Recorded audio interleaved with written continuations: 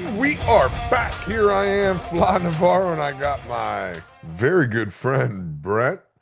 Brent, what's going on, brother?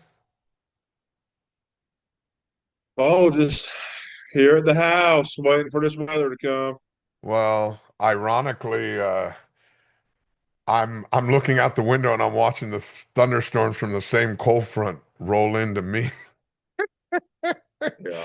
It's So, supposed to get bad. They're calling for like tornado warnings and all kinds of stuff this evening. well, here's the crazy part. I originally we were gonna do this Monday, then we moved it to Wednesday, and then I called you back up this morning. I was supposed to fly out this morning at 6 a.m., connect through Charlotte, and then go to the West Coast. And then I was just gonna talk to you from the West Coast. I woke up this morning at 4, got my coffee, and everything happens for a reason. God does everything for a reason. As I pour as I get the coffee in there, I get ready to start pouring my half and half in there. My half and half gets it's chunky.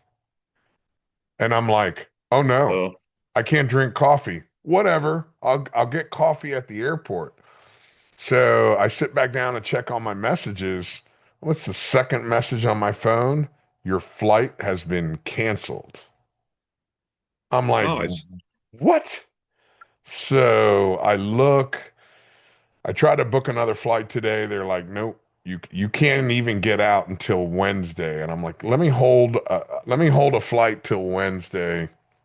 If I decide to go, I might just cancel this whole thing. So I'm like, thank God I didn't drink my coffee. I can try to fall back to sleep. So I was able to get a couple more hours of sleep. And what little sleep I got, uh, all I kept thinking as I walked around in my dreams was, did you text Brett yet? The entire time Uh, I slept. Did you send him a text yet? Did you send him a text yet? So, anyway, I was able to send you a text after I woke up. I did meet Guy Ferretti in my dream. Really nice guy. nice. Too Yeah. bad he didn't cook you anything good to eat.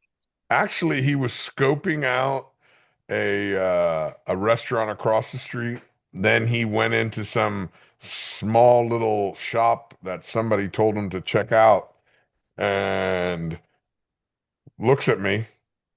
Uh, Again, I just met the motherfucker and he was like, I can tell my guy wasn't working very hard. He just filled in a spot to make sure he said he went and checked something out.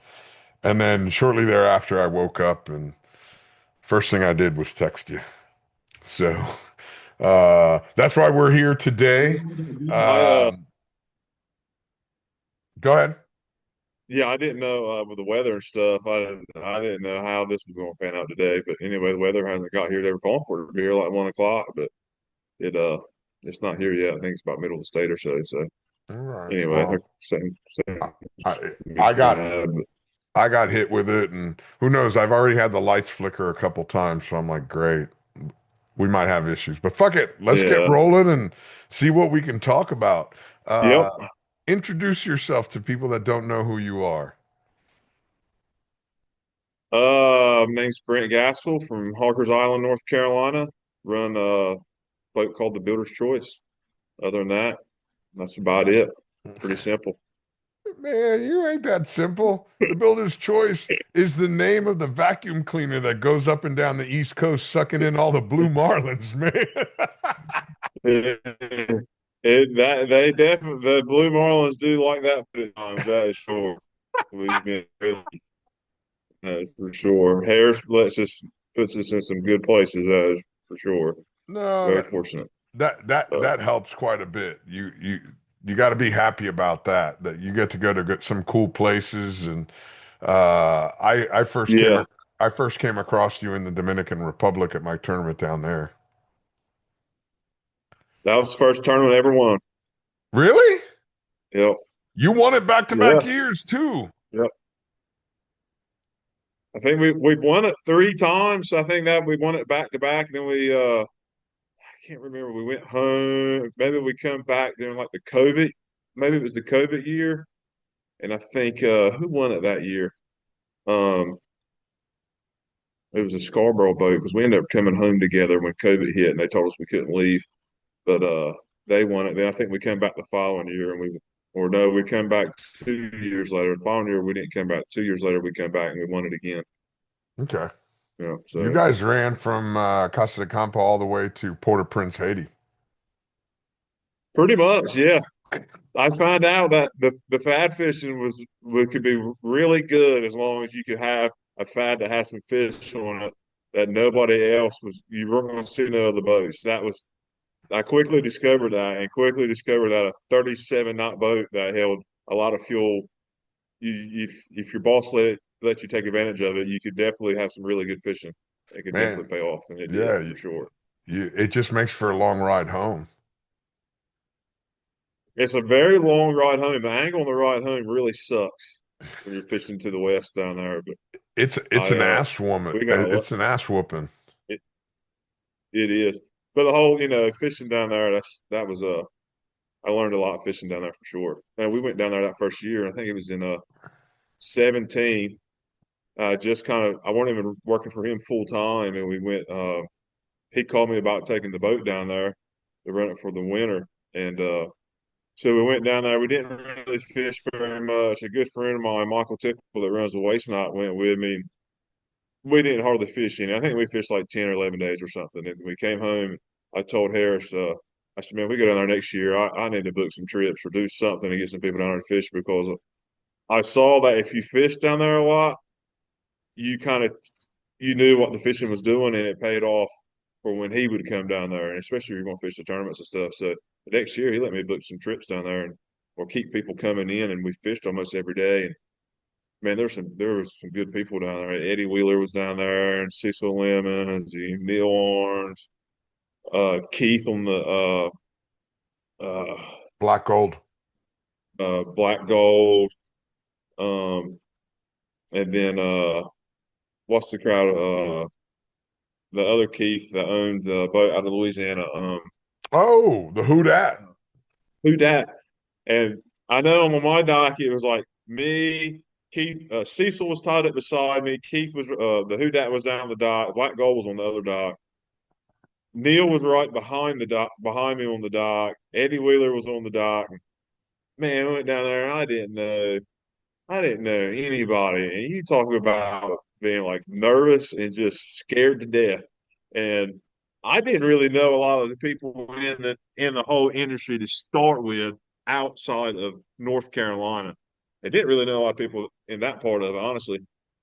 And you get down there, and I'll never forget Eddie Wheeler comes down the dock in his golf cart. My mezzanine cushions are sitting on the dock, and he runs over him in the golf cart and just keeps on going and just didn't even look at me. And I was just like, man, what an asshole.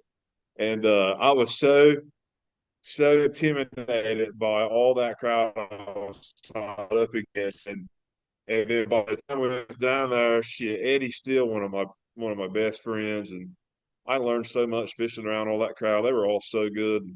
Man, they definitely sped up the process of learning marlin fishing. That whole crowd was really good. That was a good. I picked a really good. Got really lucky. Got down there in a time when there was some really good fishing and learn how to. It was definitely sped up the learning process of the fishing for sure.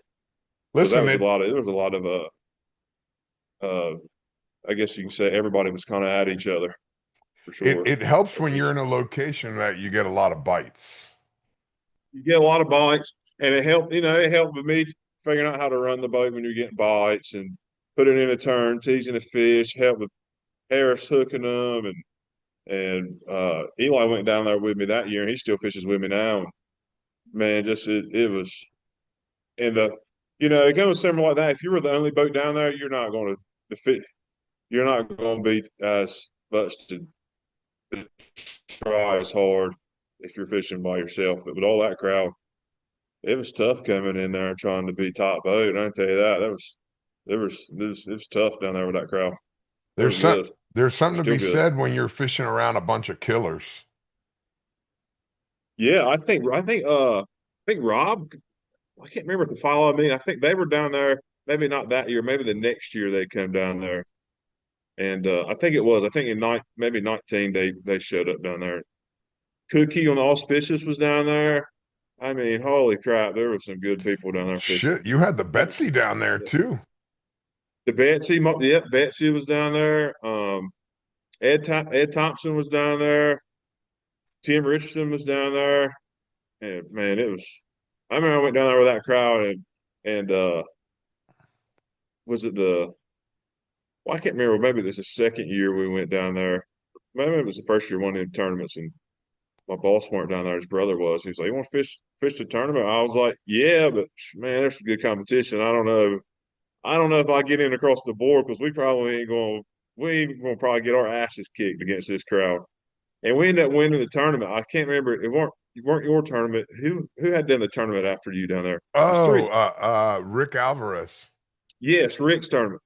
We ended up winning the tournament, and that was it was just to me. I was just it was kind of crazy that we went down there and actually won another tournament against all that crowd. And I think we won both tournaments and maybe the cup too that year. And just to go down there and do good against all that crowd. I learned a lot about fishing from Eddie and that crowd, especially Eddie taught me a lot. Eddie Wheeler taught me a whole lot about fishing down there. I paid attention to everything he done. He He, was very helpful. he's And uh Neil, he's a great fisherman. he is. And Neil Arns was down there. And Neil went with me one day. He ended up falling through the hole in the bridge and breaking his shoulder. But he uh he was good at communicating with the people up and down to the west, trying to talk to the crowd. And man, that was a that was like going from first grade and knowing about fishing to graduating college real quick, fishing around all that crowd and becoming friends with them and getting taught the rights and wrongs and all that stuff for sure. Listen, he's always been a great fisherman.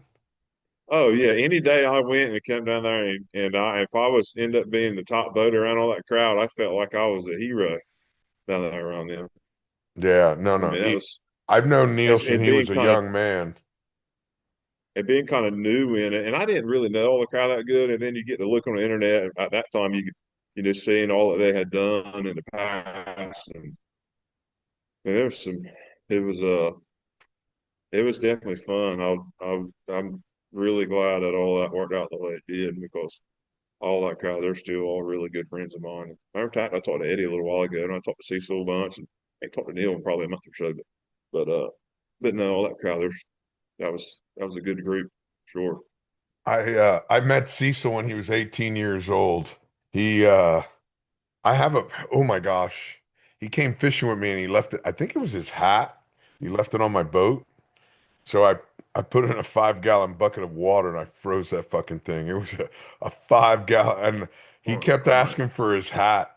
And I go, "Hey man, I found your hat." He goes, "Where is it?" And I go, "It's in my cockpit." It was I got a picture somewhere. It was a big old giant block eyes. Shit, I think I was like 32. He was 18. He was yeah. he was great having next to me, man. He Man, Cecil, he would fish down there to the west some, and that he kind of told me about some of the fishing to the west down there, and that's when we kind of started running over there and looking. And he liked fishing way offshore to the east too. And anyway, I done really good listening to him and was all that kind of learning. But Cecil was the first one that took me outside of Casa de Campo into town. That's a scary Holy thought. crap! It was very scary. I went a couple of times with him, so I ain't doing that no more. But anyway, he had a lot of fun down there with that crowd for sure. He, He he's took he took you he out. don't care about much. That's so funny that he took you out and that's what you remember. Yeah, I remember just not to do that no more. Yeah, I remember back in the day when I was down there on a boat. This is either '06 or '07, so we're going back. I'm dating myself. And there was nothing to do. It's not like now where you can go hang out at the clubhouse, the yacht club. No, there was nothing to Yeah, do. So I would take the the bus with the workers and I'd go into town and yeah, I'd post up at a bar. Back then I was still drinking. I'd post up at a bar oh and I'd hang out all afternoon. yeah, You buy them big old pints of beer and you just hang out at a bar and dance with the chicas and order some food and whatever that size beer was. I can't remember what it was. You'd buy two or three and just you'd have a Yeah, shindig, yeah, you know? yeah. Man, we got down there. Of course, I always take a solid shrimp everywhere I go. So we cook out on the dock stuff. Man, that was fun. That was probably some of the most fun I've had being going those first couple of years down there was and VJ Bell was down there. He was really good too. He was tough to hang with. And yeah, that was a lot of fun. How old were you then? Well, I just turned 40 this year, so yeah, I'm Shit. 32, 34, Yeah, you 30, were brand new to 32. the bridge. Yep, I was. I Wow. sure Okay. was. Yep. That's what I That's say. That's a good place to go. I tell some crowd this every now and again if I meet somebody that's got a new boat owner or something. It's like the best place to go and try to speed up figuring out fishing. Go to the DR or somewhere you're gonna get a bunch of bites and fish around people that's been doing it that are good. And if you pay attention and go fishing, you it will help you out more than anything. Listen, there's a lot to be said just being somewhere where you get a lot of bites. Because when you fuck up, which Yeah. we all do, it's Oh yeah. it's not like you're trying to save everything up for that one bite. Yeah. You fuck up, don't worry, wait 20 minutes, you'll get another one. You'll get another bite. Yeah.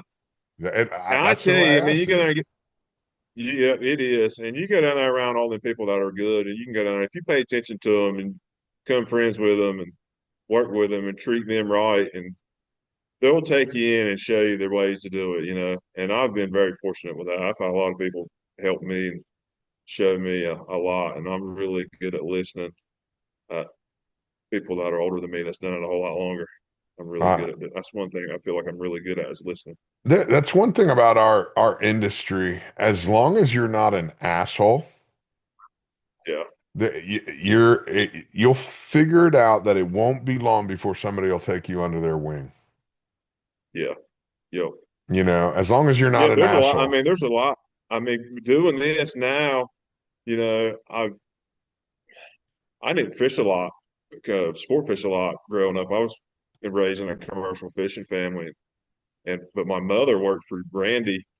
I think she started working for him in '92 or '3, something like that, up until she passed away in 2008. And when my father passed away in '96 in a boating accident, but after that, I kind of just grew up in the boatyard, and one of his best friends was Joey Johnson, which is Randy Ramsey's captain for shit. I don't know. He's been running his boat 25, 30 years, Forever. forever. And I met a lot of Jimmy Grant and a lot of these people, Bull, and a lot of these people through Joey. Kyle, a bunch of crowd that used to mate with Joey or fish with Joey, and Danny and Jinxie, and I met a lot of this crowd through Joey, and doing boat shows and traveling stuff. A lot of the fishing stuff, I would go right along, but I was young, and I didn't. My mom was kind of didn't. She wanted me to be around doing that stuff, but didn't really want me on the water either. And anyway, but now, kind of being around all the crowd, I know a lot of these people, and I've always listened to their stories. I love hearing the stories from back in the day. And Joey's got some really good stories. He's got some really good stories, but I've been really lucky to have a lot of these type of people that know a lot about it and know the right ways to do things and the right ways to keep a boat up and stuff. Teach me a lot of this stuff, and it's Y- I've been really lucky with that for sure. You know what? It's funny you bring that up, and I'm glad you bring it up because I want to say something about it. Being that you like the stories, you had pinged me that, hey man, I'm really enjoying the podcast. And Mhm. I asked you, hey, when are you going to jump on? It's like, man, that's not why I told you that I'm enjoying the podcast. I'm enjoying to hear Yeah, the older guys, yeah, and I, there's a reason why I asked you to be on here. First of all, you're a friend of mine. I wanted to catch up. We yeah, hadn't talked in a while. But being in your early 40s, um, I've been watching your career now for about a decade.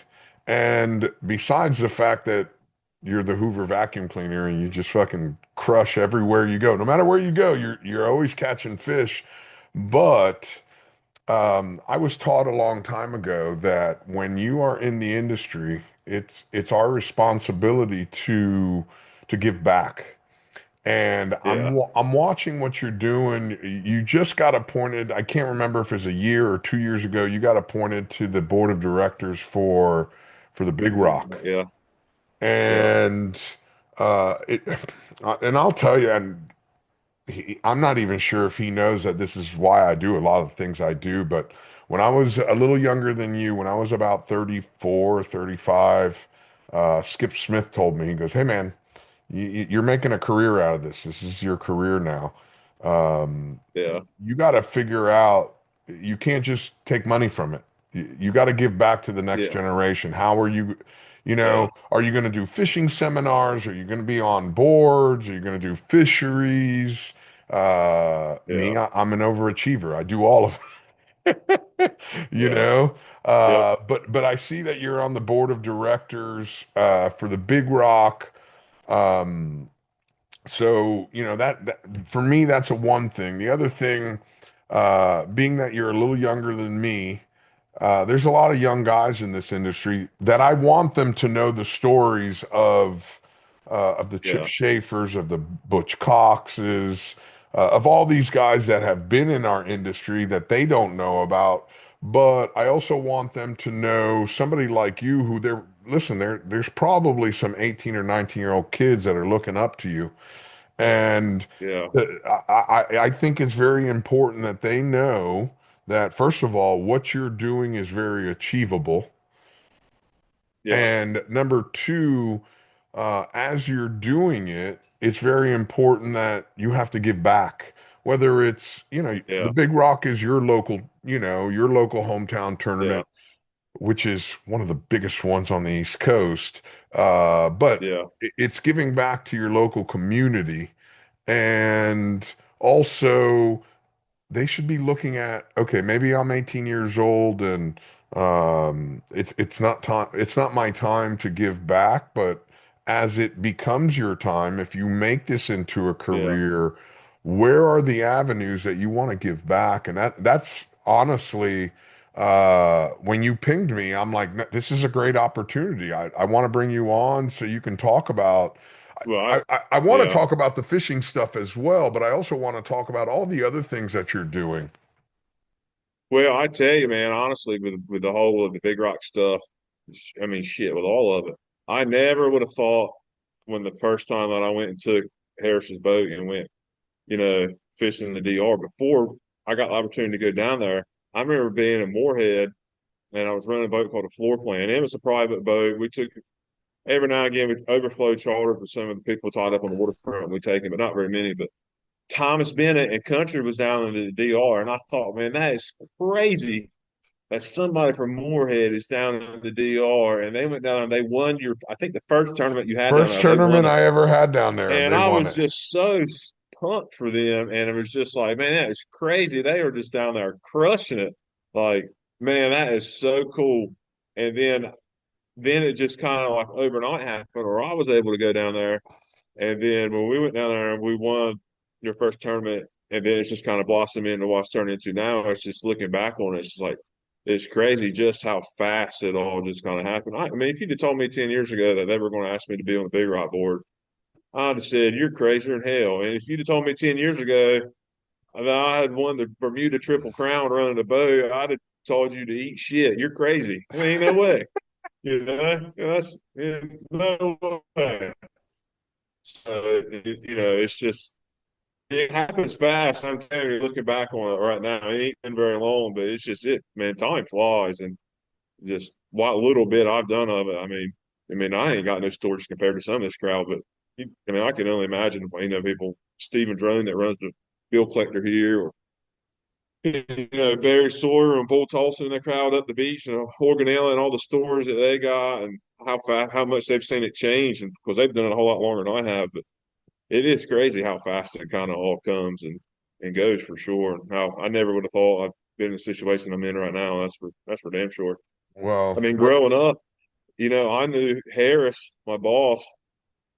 He was friends with my mother. He would come here to the island and would shoot fireworks to one of our mutual friends' house, and saw him growing up. And I always thought it was so cool when I would see Harris, and I would just be like, man, like, the huddle was him and his dad. They'd had several boats built by Jarrett Bay.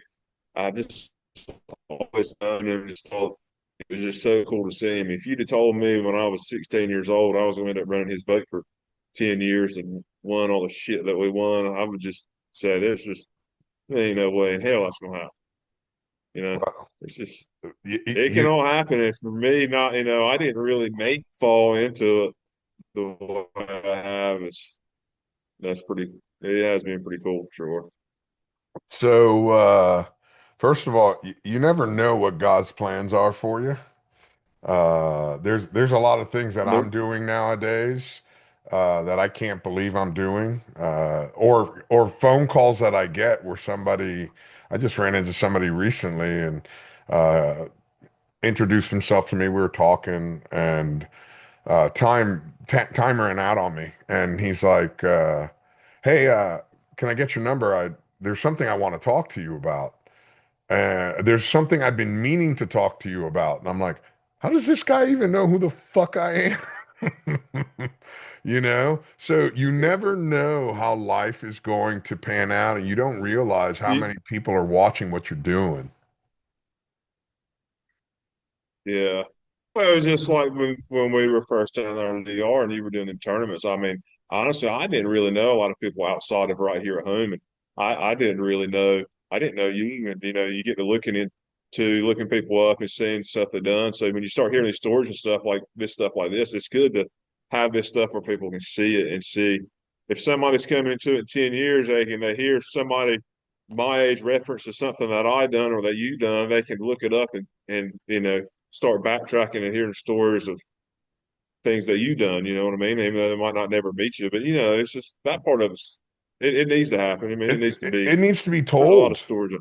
Yeah, It needs to be I told. love I love hearing the old stories and stuff, and I wish I'd have done a better job of it. Like some of the years we were down there, and um, I don't know him all that well, but like Kai Lewis, I'm friends with him on Facebook. He ran a boat down there in the DR, and I never went over there and really just sat down and talked with him. But I've seen some stories he puts on his Facebook stuff over the years, and man, I wish when I was down there and he was down there, just went and talked. Because I guess his father was real big into the fishing and stuff too, and I mean, he's got a bunch of stories I've kind of seen on Facebook. I just wish that's one person I wish I would have went and talked to and just got some good stories from somewhere on the other side of Florida, history of the stuff. And I like hearing all those stories. Well, that's the cool thing about our industry, at least for me, because I've met so many people throughout my career that if it wasn't for fishing, I probably wouldn't be friends with them. We just have the outside interest of Oh fishing. yeah, It's completely different. And but the one thing yep, that we have is our passion for going out on the water. And most of us enjoy going out in the yep, woods, and so it builds these yep, friendships. And yep. listen, I wouldn't give them up for anything in the world. This is what's made my No, I life. wouldn't either. I've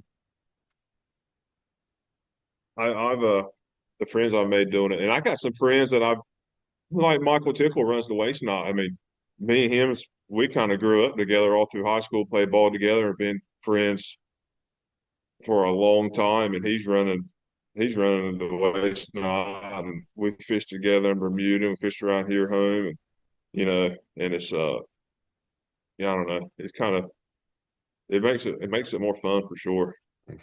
It That's does what when people ask me having good people to work with.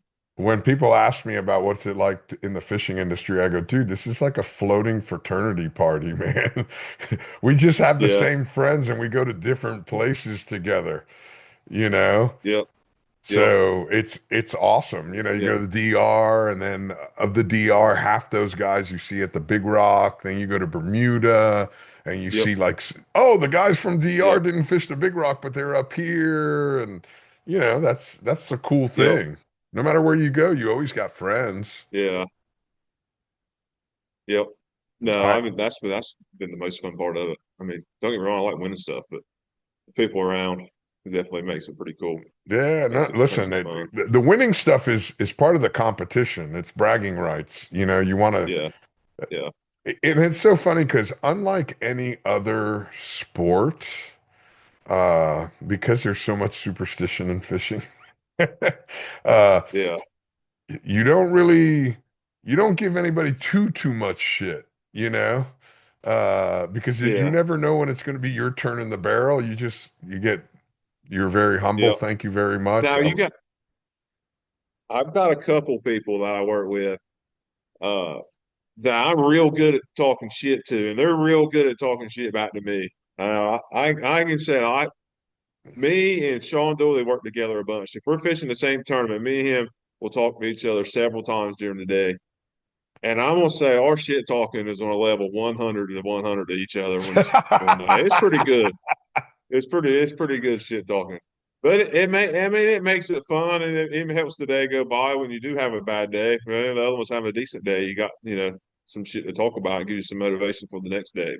But Yeah, the fishing is definitely always better. If you got a good group of people you can work with and you all trust each other, it helps every person in that group. It helps every one of them for sure. I don't want it's to go nowhere and go fishing. But if you had to go to Bermuda and you were the only boat over there fishing, it wouldn't be no fun. What makes it fun is all the other boats over there and the competition and the shit talking. Shit talking. 100%, man. Yeah, Listen, if I go out there and I catch five, I'm having a good yeah, day. If I'm by myself, I'm tickled pink. But if I catch five and I see somebody that has seven, I'm like, that motherfucker, I'm gonna get him tomorrow, yep, man. I'm gonna get him yep. I might as tomorrow. well. I might as well caught one that day because I didn't do good enough. Yeah. Listen, guys, I'm going to bed right now because I'm gonna wake up extra early tomorrow. Yeah. Yeah, I've enjoyed that part of it. It's been fun to me for sure. That's definitely the most fun part of it. Don't Let's get me talk. wrong. Go ahead. Getting the checks is fun, but the shit talking is really Listen, fun. the checks pays for all them toys that you have behind you in the garage, Yeah, man. yeah, yep, Let's talk a little bit about you guys going to Bermuda. I want to talk about that because it's become number one. It's become a very popular spot for people from North Carolina. First of all, it's become a popular spot for a lot of people, but for North Carolina, it's not that far of a run. It's like a 660-mile run for you guys. yeah. I love Bermuda, and when I first started working with Harris a little bit, he had kind of built this boat, put a bunch of fuel, big tanks in it, hold plenty of fuel for going to Bermuda, and then when he had, I remember growing up when Joey went over there all growing up. He would go, I would always hear the stories. And then he went over there one year and fished with Danny and Jinx and them, and they won the World Cup fishing on the East End on the blank check. And man, I thought that was the coolest thing ever being. They went over there and won that. And just hearing the stories, I was just like, man, I wish I would ever get a chance to go do something like that. And I hadn't even gone, I don't think I had even gone to the DR then and to, uh, I finally started working with Harris, and then we talked about going over there, and we went that first year, and we didn't win any of the tournaments, but went to the last tournament. I think we were just like a couple hundred points down on the Triple Crown, and I think the Pescador was leading it, and I think uh, they ended up winning it, and they beat us on time. They beat it. Well, we lost on time, and we ended up coming second in it, and I was just like, well, that's the closest I'll ever get to coming anything in the Triple Crown for sure. We had some good fishing over there. Saw a couple big fish, caught one really nice fish that we were trying to kill, circle hook. The day before I'd hit a log with my sonar and bent that, so we didn't have a sonar. We had just got the sonar that year, and marked the fish on the bottom machine. I was like, holy shit, I got a mark. I don't know what it is. And this was I think this was the second tournament over there. and there's just a few of us fishing on Argus. Turn around, fish was on the left teaser. I was like, "This is a great big bitch, 80 pitch." Harris throws the 80 pitch overboard. Fish come. I get the tee. He teases all the way to the boat. Fish wheels around, comes up behind the mackerel. And that was another thing. Everybody said to go to Bermuda, don't use mackerels. They won't eat mackerels. They were full of shit. They eat the hell out of mackerels over there. And fish comes up behind it, and the first time he went to go eat it, the fish just rolls the mackerel right out of his mouth. Pushing so much water. Turns back around, comes back on. At that time, Harris he just sent that mackerel to that fish's ass and shoved it up, come tight. Like 3 hours later, we'd have got the leader like 10 times. And Nathan Newland, he's going over there with me every year as a mate. And he was wiring the fish, and we literally were getting ready to stick the gaff in the fish. Finally, the fish was cooperating. And I don't even know how big it was. 800 pounder, 900 pounder. It was a great big damn thing. And the damn circle hook pulled. He was gut hooked, and we got the circle hook back with the guts on it. Oh, And it was just, I mean, it was a heartbreaker. And I was just like, this is about right. And then the Triple Crown thing, then they beat us on time. And with like 3 minutes to go, we we were plug fishing at that time. We get a long rigger bite, comes tight. And I was just like, oh, this is going to be it right here, white one or little blue one or something. And it was a barracuda. It was just like a slap in the face. And then the next year we won. We ended up winning the Triple Crown over there. And trying to think, Chris Weeks, he was I think me and him kind of the last tournament were kind of back and forth for that Triple Crown that second year. And he's really good over there. He's really good at reading water. It seems like he's always in the right spot just about every day. And we ended up me and him the last day we're kind of going neck and neck. He ended up hooking a couple big tunas, and it took him a few hours to catch them. And we were able to catch a couple of fish and kind of pull away and up winning it. And man, I know I was just I can't believe we've won the Triple Crown over here. It's just absolutely crazy to me that we had done something like that. And then the that's next so year, cool. we in our 4 years. The next year, it really was. And that year we saw a couple of nice fish that year, and it didn't work out. The well, that year we ended up we pulled a couple of fish off, but we saw one fish that probably would have been one we really would have liked to have had got. And anyway, it had some bad stuff happen. It just didn't work out for us, and we I think the next year we ended up having coming like fifth or sixth in the Triple Crown or something, and then we did win the Seahorse at the end of the year. Then last year we came third in the first tournament, killed a 650 pounder in the second tournament, and then the last tournament we ended up winning the Seahorse and winning the Seahorse and the Triple Crown again. You going So back again this I year? love that place. I hope so. That's really the only place I really want to go, honestly. I fished the Big Rock and I want to go to Bermuda. That's the two things I really want to do. Oh, and Pirates Cove. I really like fishing Pirates Cove. I would like to win that one year on points and not just killing a big fish so people will quit giving me shit. But we won that, and I think in 2018 on a 911 pounder we killed. But I really would love to win it on points so people can just quit talking shit to me about winning on this one big fish. Whoa, So whoa, whoa, whoa, whoa, whoa. They're giving you shit about catching it on big yeah, fish? just people talk. People just like to talk shit, just messing around. But Yeah, no, yeah, shit. Listen, go catch one 912 and shut the fuck up. yeah. I mean, seriously, I caught a 911. That's the way the rules read. If the rules read I got to jump up and down on 1 foot, I'll jump up and down on 1 foot. We got lucky or fishing was slow that year. I think we ended up going like 1 for 7 or 8 on white ones, and we killed that 911 pounder on a plug and a short rigger.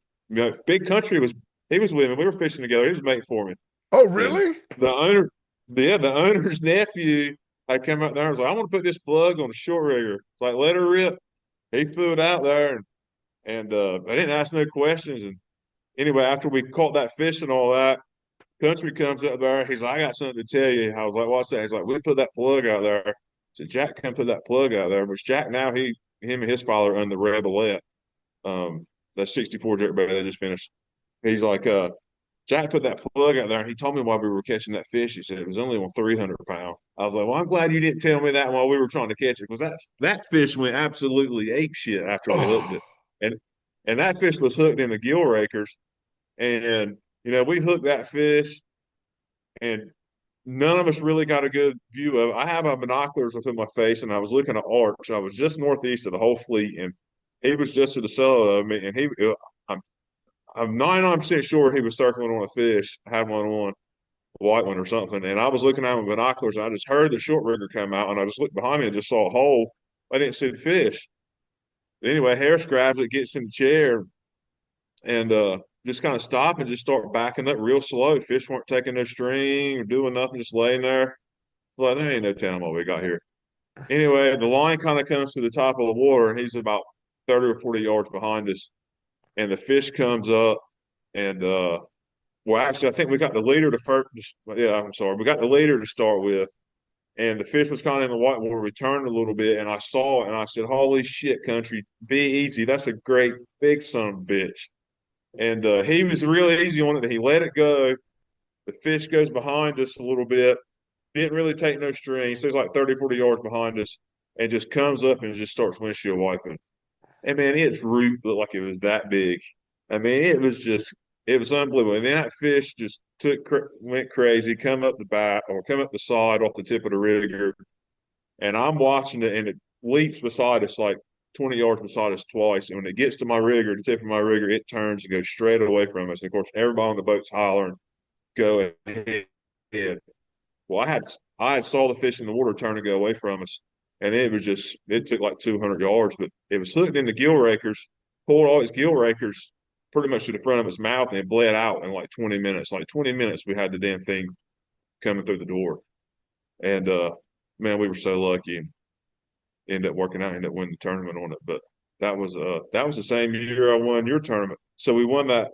We won those tournaments down on the DR, and then we coming home, we stopped and done the custom shootout, which is another thing I never thought I would able. I've always heard the stories of people racing and how good all that crowd was down there. And there's that's some really good competition down there.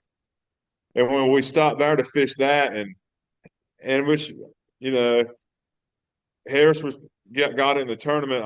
We had done really good. We didn't get across the board, and we ended up coming second. Jimmy Whirling beat us out, and we ended up coming second in it. And they come there and gave me the money, and I looked at Skip. I was like, "Is this all the money?" It's like, "Yeah, y'all want to cross the board." I was like, "Well, shit."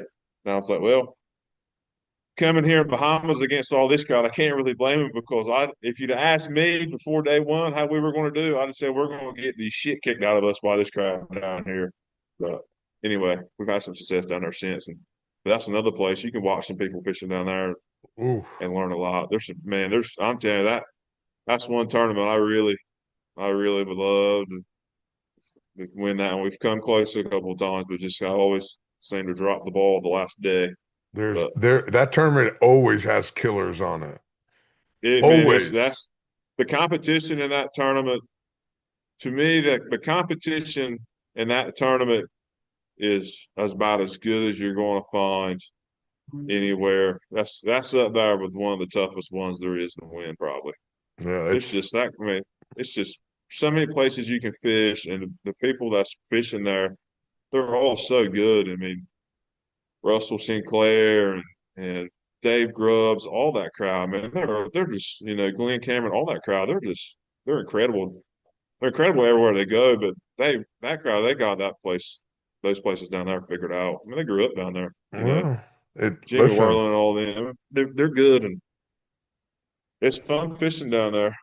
Jimmy's a good That's dude. for I sure. saw him this year up in Nova Scotia. He was up fishing on one of the other boats, pulled up and Yeah, saw him and his whole crew. So, yeah, no, I've known Jimmy, shit, I've known Jimmy for like 20, 25 years. yeah. That's a fit The that's a the fish year catching dude that he too. beat us, he is. The last day of the custom shootout in 18, I don't know, he caught like a triple slam or something crazy and beat us. I mean, he caught the most shit there's ever been. And he called me that year in August after I won Pirates Cove. I had never talked to him before in my life, and he called me after I won Pirates Cove and was just like, "Hey man, it's Jimmy Marlin running Plain Simple." I was like, "Hey Jimmy, how are you?" I was like, "I remember you beat the shit out of me the last day of custom shootout." And he's like, "Man, I'm just calling to tell you that I'm so happy you won Pirates Cove, and I just think it's so cool. Just want to tell you how happy I am for you guys. I never really talked to you, but just want to call and tell you." And I thought that was really cool. Just didn't know him from Adam, and just you know, he took his time to call and say good going, and look forward to seeing you at Skip's tournaments that next spring. And I've been good friends with him ever since. But Yeah, he's a a genuinely a lot of people nice, wouldn't nice have done that. guy. Yeah. Just genuinely. So I want to talk so a little, I want to ask you a question about that 911. So when he put that plug on the right short, were you doing bait speed? we was. So Yep, we you were. you were doing bait speed and he put that plug out there. Yep. Really? The light plug, it was the plug that Josh Stafford made, which he's going now, but it was a plug I can't remember. I don't even remember what plug it was. I just know it was one that Josh made. And anyway, fishing was slow that it was really slow that year. Anyway, it weren't out there very long, and like I said, we were just to the northeast of everybody, kind of all by ourselves. I think we were like the 130 or 135 line or something out there, like 300 fathoms. Man, that was a big fish.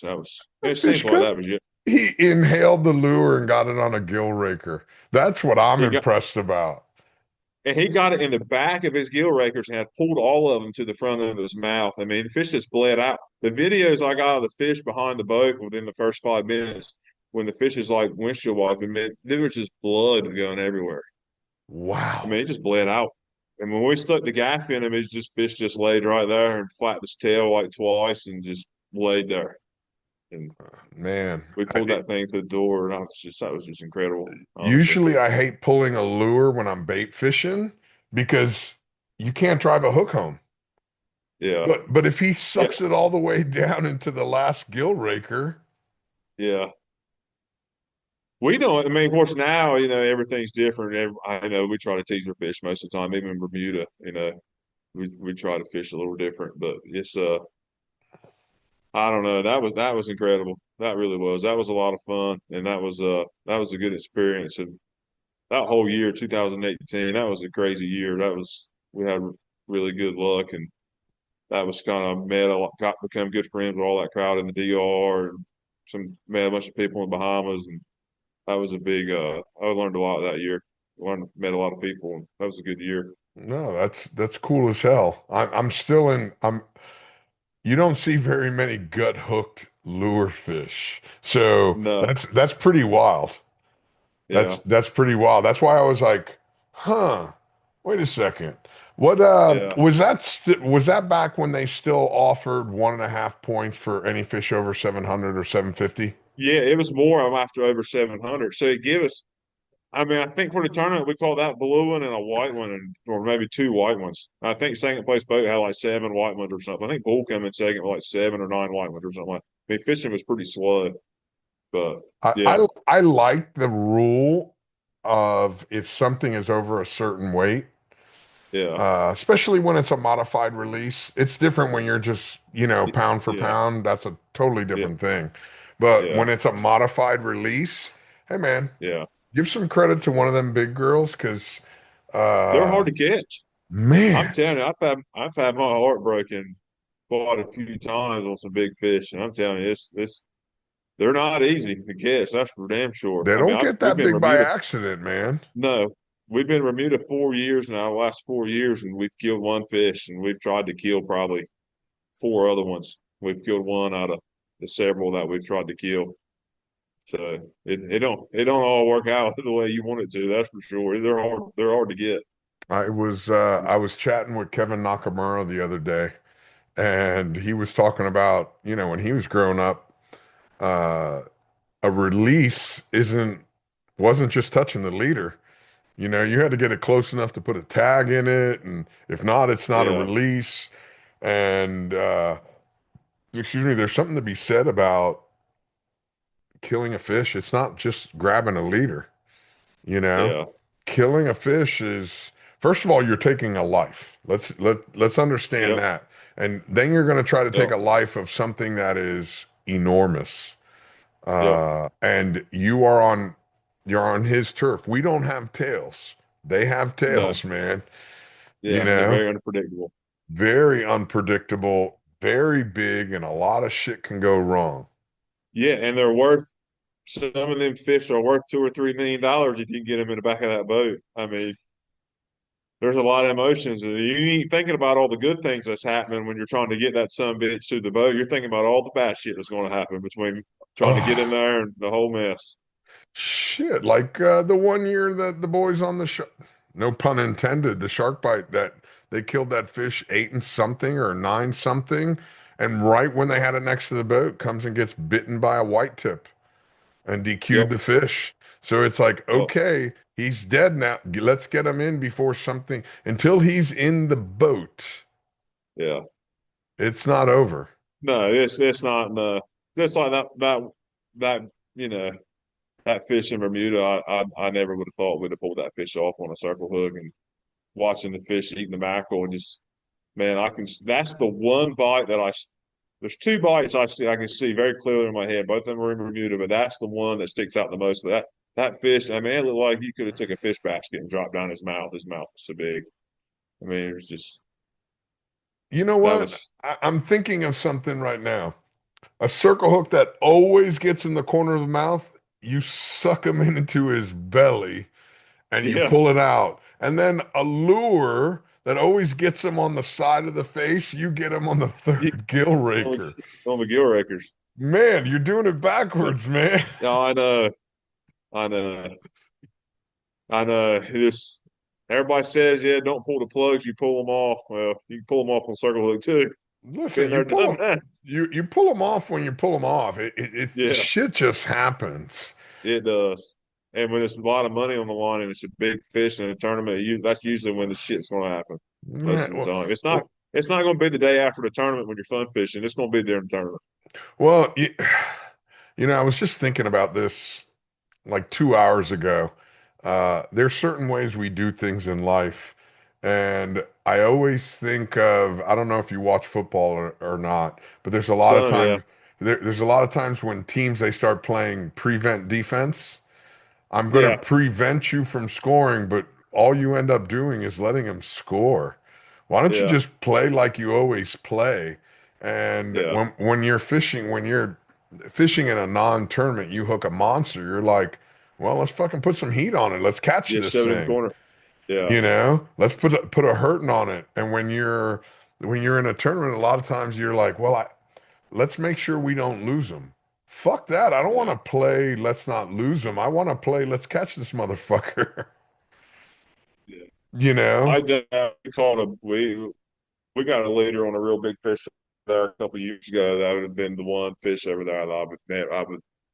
I'll never forget about that fish. That fish would have been one I really would love to have hung up.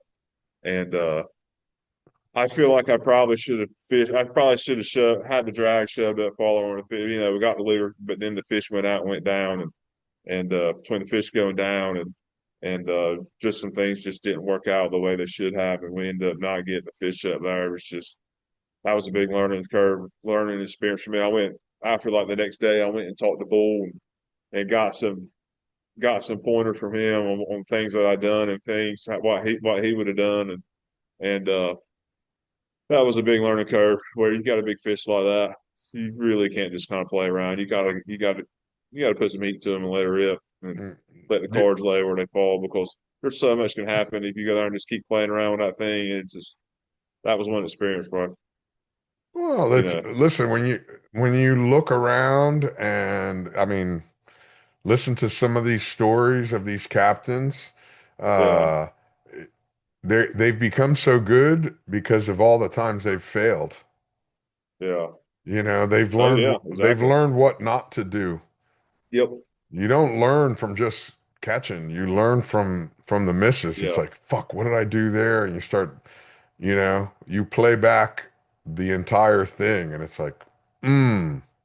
Right there. That's when Yep. I made the mistake. I made the mistake in between hour one and hour 1:15. That little thing Yep. right there I should have done and I didn't, Yep. you Yeah, know. we've had some times. We fished in Virginia Beach tournament one year. The last day of the tournament, and it was like five boats of us that was up there tied for first. And we hook a fish like 30 minutes to go in the day. Would have would have put us ahead to win the tournament. And I hooked the fish in the bridge and went to go pass the rod down and thought my boss had it. We just had miscommunication and rod bounced off the covering board, went overboard, and I watched that white one jump around the boat for like 20 minutes. That white Oh, one jumped all out there, and we ended up coming tied for first, but like fifth on time in the tournament. And man, that's one thing I've never really let that one go a little bit. That one never really hurt. I think Bull ended up winning the tournament. Actually, I know he did, listen, but if you're gonna which lose, everybody has those stories, and shit like that happens to everybody. But that's just going back to thinking about the things that go wrong. Really, really can eat at you. oh, You know, fuck. Listen, at 52 years old, I fucking still think of, oh man, if I only would have done this, yeah, oh yep, damn, but it's over and done with. yep, It's yeah. over and done with. We had a fish in one of the Virginia Beach tournaments one year. We in the Virginia Beach Billfish tournament. It was like 500-600 pounder.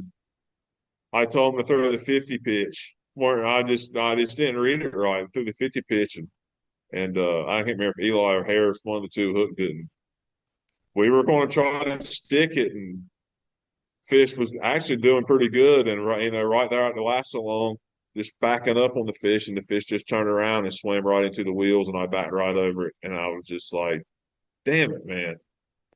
Nobody ended up killing a fish, and that was our one chance to kill one and win a bunch of money that year in the tournament. And I damn backed over the damn thing.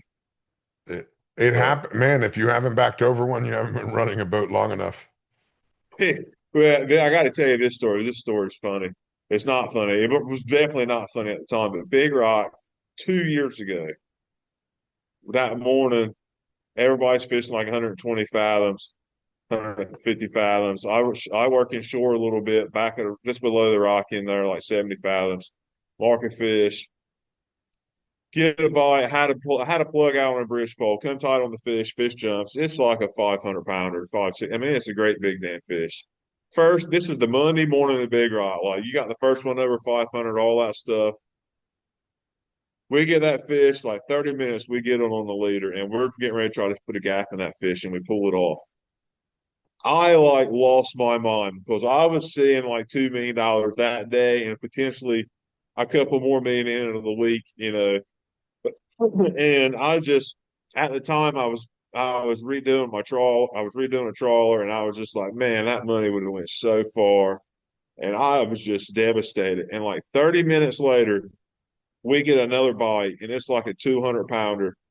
And I'd be damned if I didn't run over that fish. It went up beside the boat, went under the fish. It was raining, and I ran over, and I was just like, I'll just never get over today. This is like the worst day I've ever had fishing in my life. Like I cannot believe it worked out. We ended up catching one a little while later, but it was just like the first 2 hours of that morning. I just didn't forget it. It just destroyed me. And then the next day, we went out and we killed a 431 pounder, and we ended up coming in third and getting that $20,000 category and winning 1.8 million. And I told Eli, I was like, "There's just if you'd have told me after Monday we still were going to win 1.8 million, I just would have been like, you're so full of shit." Because after Monday, I just knew our week was over. Like, okay, that was our one chance at seeing the big fish that week. Our week's over, and then anyway, it worked out the way it did. You kept fishing. We kept fishing and we got very fortunate, and it was yeah, I'm telling you, that's a good just thing to like not to give up because Monday it was really hard for me not to give up on that Monday. I can tell you that I was absolutely devastated that day. I ran over one. I ran over the line. I misjudged the line. I was trying to chase the fish down. I ran over the line and I was pissed off. And I get a phone call 20 minutes later from Tiny. I don't know if you know Tiny, Jason Walcott. And he Mhm. calls me up. He's, "What are you doing?" I'm like, "Oh, I'm fishing, but I'm fucking pissed off. I ran over a line, lost a fish, decent fish." And he goes, "Hey man, I'm going to tell you what Barky Garnsey told me. If you haven't run over a fish or run over a line, you just haven't been running a boat long enough." Ain't me fish. Yeah, that's And like not running aground. exactly. And right about then, a fish comes up on my left bridge teaser. All I did was Yeah. grab the phone and I threw it down and we teased him in. We pitched it, fought him. I ran this one down. I did the same thing and I just read the line right and we caught it. It wasn't long, it was 10, 15 minutes, whatever it was. And so I go to grab my phone to put the music that I was listening to on the bridge back over and I look and it's Tiny's still on the phone. I go, "Hello?" And he goes, "That was fucking awesome, man." I know I'm like, That's the best thing with Starlink now is being on the phone with somebody and somebody, oh, gotta go. And you'll hear their teaser and then you just stay on the phone and you just listen to everything going on their boat. you And then when never they hang get up. done, you're like, holy shit, man. Have y'all ever caught a Marlin before? Y'all are freaking out. And just talking shit to each other after that. That's the best part about the whole Starlink now. Oh my God, it's Yeah. great. Yeah. Do you know Chase Lake out of No, I do not. Uh-uh. Alabama? Anyway, he super nice guy. He he's very, very superstitious. So I had him Yeah. on the podcast a few months ago, and I don't know what it was. It was a couple of years ago. I think maybe I gave him the award at the Billfish Foundation, and he's like, "Man, Fly, I really want to catch 100 in a year." And I'm like, "Man, you're going to do it. Don't worry about it. You're going to do it. You got the goal. Go Yeah. for it." So at the beginning of the year, he starts texting me every time he releases one. Well, it was working good enough that for the last 3 years, he's been texting me his countdown. He hasn't gotten to Yeah. 100, but all season long. Yeah. So when I had him on the podcast, I brought it up and he's like, "Man, I hope I'm not bothering you, but you're kind of good luck." And I'm like, "If that's what you think, go for it, man." I go, "You're not waking me up." He goes, "Well, I just don't know what time Yeah. zone you're in." I go, "I don't give a shit. If I'm busy, I'm busy. And just keep it counting." I love it when maybe it might take me 2 days to get to, because he does it on Instagram. He sends me the DMs on Instagram. I'll have the whole Yeah. countdown of the season there. And I'm like, "Man, this is fucking great." I just love it, man. You're Yeah. cheering on everybody that's going fishing, Yeah. you know? I kind of do that. I don't have no superstition at all until I'm actually fighting a fish. And then it's just like if something comes to my mind, no matter what's going on, I have to do it right then. Like I get so weird just about if anybody's up there with me or if my if my I'm like I'm really I don't know. I just that's when I get superstitious is when I'm actually backing around on a fish is when I start that's when I start doing some weird shit, man. Listen, the three most superstitious people in the world are gamblers, athletes, and fishermen. Yeah. Yeah. The whole fishing thing, before that all happens, I don't have no deal. I'm not superstitious, but when I'm catching a fish, that's when I start doing. If I don't, and I'll think if I don't do this, we're gonna pull that fish off. Then I just got to do. You know what I mean? I just start thinking some stupid stuff. Don't be thinking no stupid stuff, man. I know I can't help it. I'm just expecting the worst to happen while we're catching a fish. Especially if it's a big one. I just know something stupid will Yeah, well, listen, my biggest thing is I've always fished every day like it's a tournament, so Yeah, I don't freak out. I don't want to do something different when it's not. yeah, Oh my God, it's tournament time. I got to do this. I can't, no, I want to act the same way. I want to pull the same lures. Every day to me is a tournament because yeah. Oh yeah, me if too. not, I'm going to fucking forget. Yeah. I forget so Well, much. it's all practice too, and we I don't you got to treat every day as a tournament. You don't get no better if you don't. If you go out there to days it's not a tournament and you're just playing around, that's going to roll into your tournament days. It's You got to treat every day as a tournament.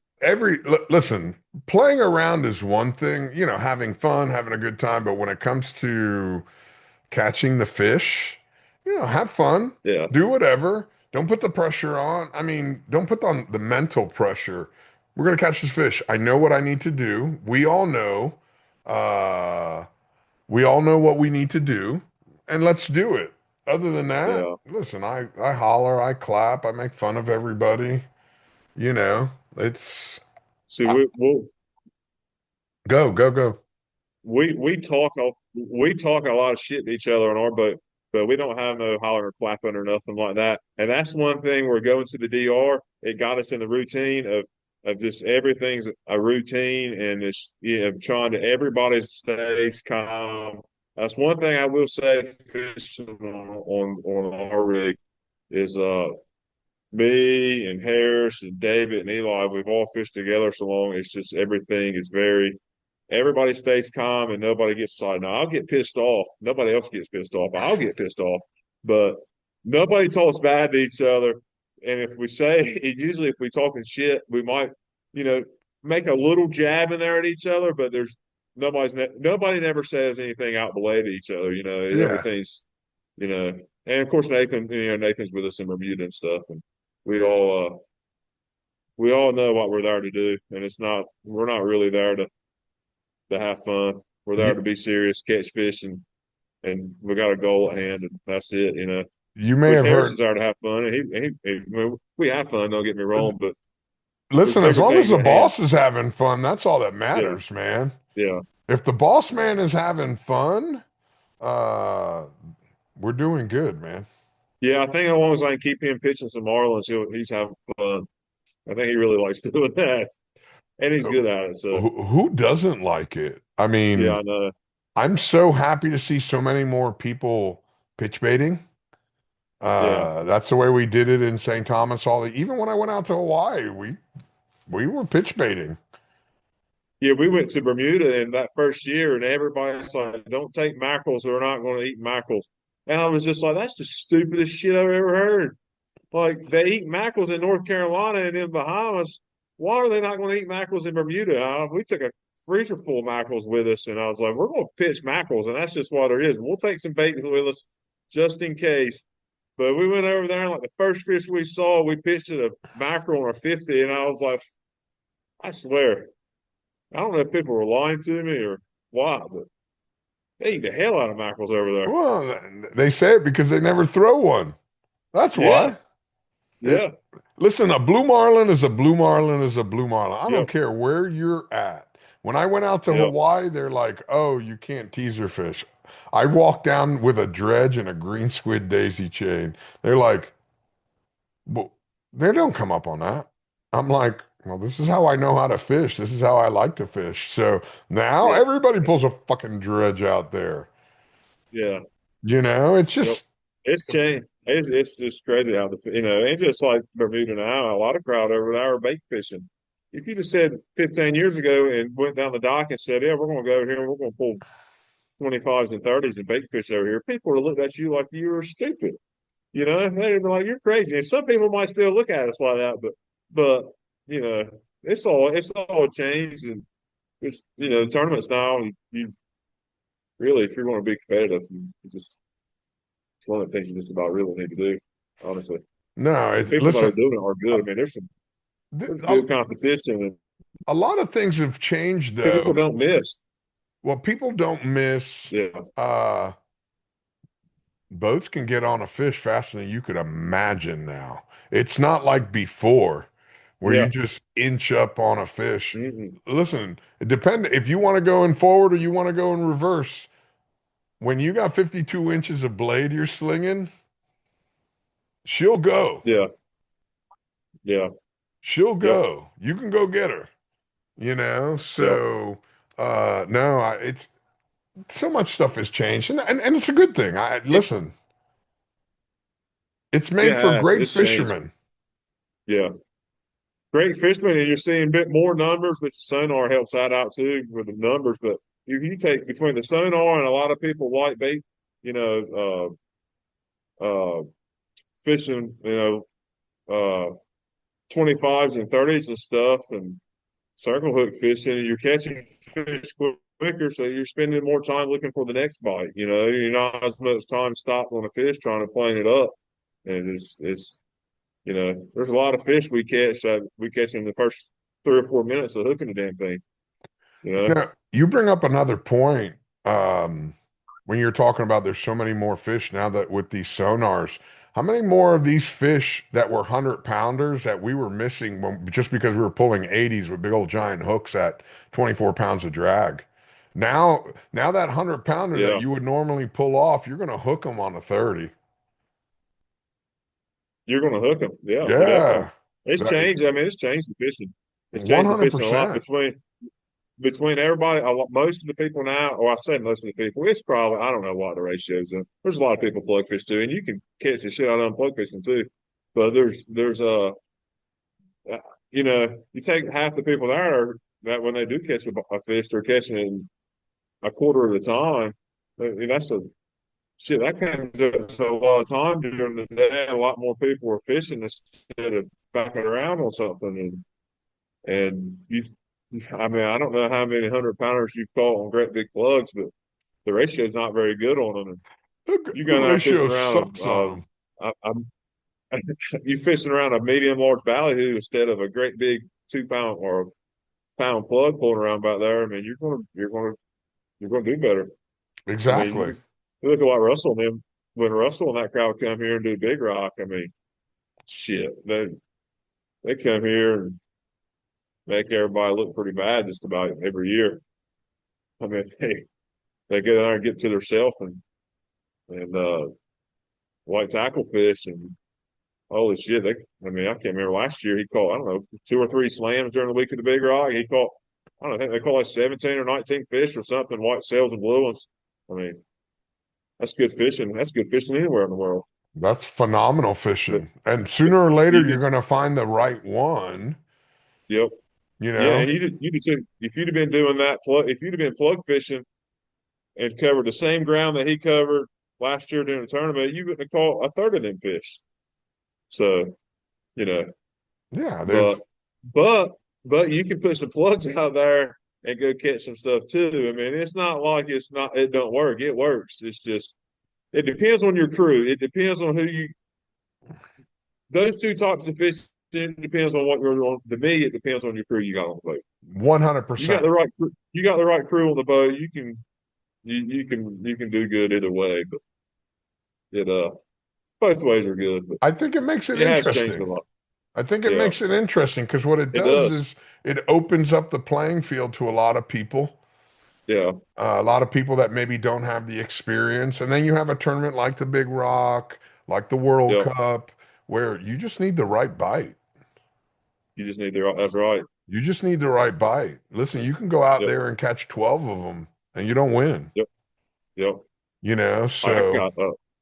I mean, there's a friend of mine, Cameron Guthrie, runs that boat, Marlin Fever. I mean, he caught five or six blue ones one day at the Big Rock. He was plug fishing, but he's not your average Joe either. He's really good. He can catch him quick and. So I don't know. I sit here and say you can catch more bait fishing, but you can catch a plug fishing too. I don't know. Your stories were crowd. Think about it. I don't know. It's fishing. Every day's different. As exactly. soon as you think you got it figured out, you get surprised. Bro, the best thing to do is know that you will never figure it out. You're never If going to figure it out. if you are comfortable with that, you'll be Yeah. happy. You'll be happy every day at work. But if you try to Yep. figure it out, you're gonna fucking pull your hair out. Yep. That's why I still have a little bit. Yeah, I'm losing some too. Don't worry. I swear it's got to be the fishing. Listen, I'm not losing it. It's just running from my forehead to my back Yeah, me too. Me too. and my Yeah, ears. yeah. I call mine is the whole boat thing. Oh, 64 foot of the boat sitting in Moorhead right now. A lot of it falls. That's about where most of it goes. Is right there to that. most of the stress comes from there. I was having a great conversation with Yeah. Danny Scotty on Saturday. I don't know how well you know Danny from the Gina Lisa, but I don't. I, I don't really know. I know him a little bit, but not very good. I've known him forever, and we were just shooting the shit. But as a 50-year-old person and a 60-year-old person talking, we weren't talking about going to the bar and drinking. We're talking about our last doctor visit and our reading glass. I'm like, what the Yeah, fuck is going on here, man? yeah. But He's another listen, one. He's another one where he goes. He's usually in the meet too, wherever he goes too. Bahamas, he's tough to beat Bahamas too. bro, that's a fish catching motherfucker. Yeah, listen, his Yep. daughter's a fish catching motherfucker. Yeah. Yep. She is fucking Yep. fishy. They're really good. They got a good team. I know Ross Thames, he fishes with them some. They got a good team. They're usually they're Yeah. always up there. Yeah, and That's Miss another thing Gina about the knows what whole it's all about Bahama. too. Yeah, that whole Bahama thing. I swear, man. You think about it, there's some really good people. Jason Parker. I mean, man, it's just Where is Jason that's a tough Parker? place to. I haven't. I ain't talk. He was up north of, and I ain't talked to him probably in about 3 months. But we pick on each other some. But I'm sure. Hopefully, I'll see him custom shootout. Hopefully, Yeah, usually he he's coming usually through here at fishes some my point in time. tournaments in Chubb, and he's not on the list. So I'm surprised you Yeah, mentioned his name. yeah, yeah. He's. I don't know if he's still up north or I know they spend a bunch of time up there, but they won the custom shootout a couple of years ago. Yeah, He's good. shit. He's really good too. He still has the Bahama record. He caught that 1,200 pounder. Oh, really? I didn't know that. Yeah, during the BBC days when he was on the Double Dog. I got you. Yeah, Yeah, He had Hector working for him in Treasure. I got you. Yeah, Yeah, I didn't know that. but they finally Yeah, broke. Hector, he's caught some fish. I know. I think he was with the Viking crowd, and they won Big Rock one year. They call it. That They guy had right they there, caught. that guy right They caught there, if there's a fish, he's gonna lasso it, man. yeah, yeah. I ain't seen him in a while, but I don't really know him, but I know who he is when I see him. Just because growing up, you'd see him, and like that's him. That's one bad man right there. Oh yeah, he's very But quiet and unassuming. I think he owns yeah, half of Isla Mujeres now. I think that's he probably why you probably haven't does. seen all the money he's won over the years. I think he just kept building houses and building houses and building houses, and now he owns half of Isla. Yeah, yeah, yeah. Which is great, man. I mean, that's one thing that I've noticed in our industry. We hang out with the people that we hang out with. These are all business guys, so Yeah, you win money, and most people that are successful, if you ask them an honest question, hey, what should I do?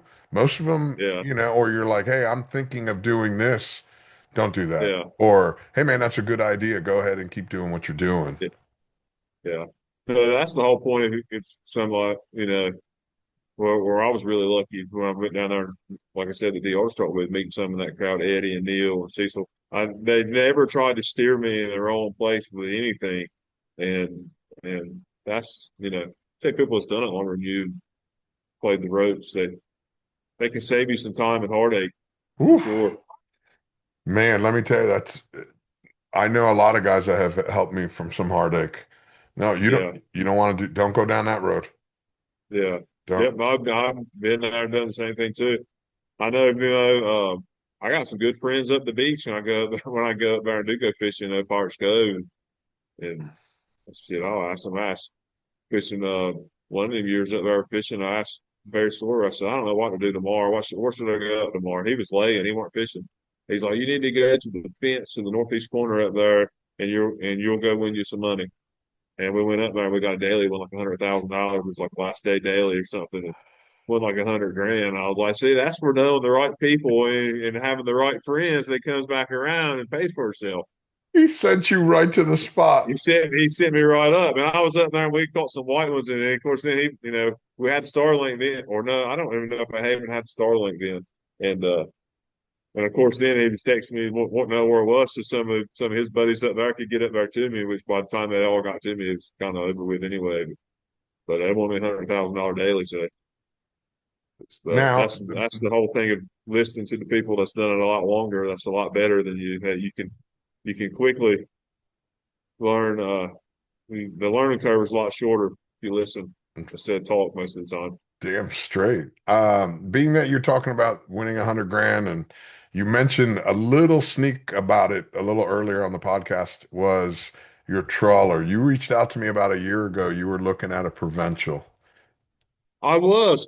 I was I bought a trawler that the just a shrimp boat type trawler. It was 42 foot, had caught on fire, cabin, burnt off of it.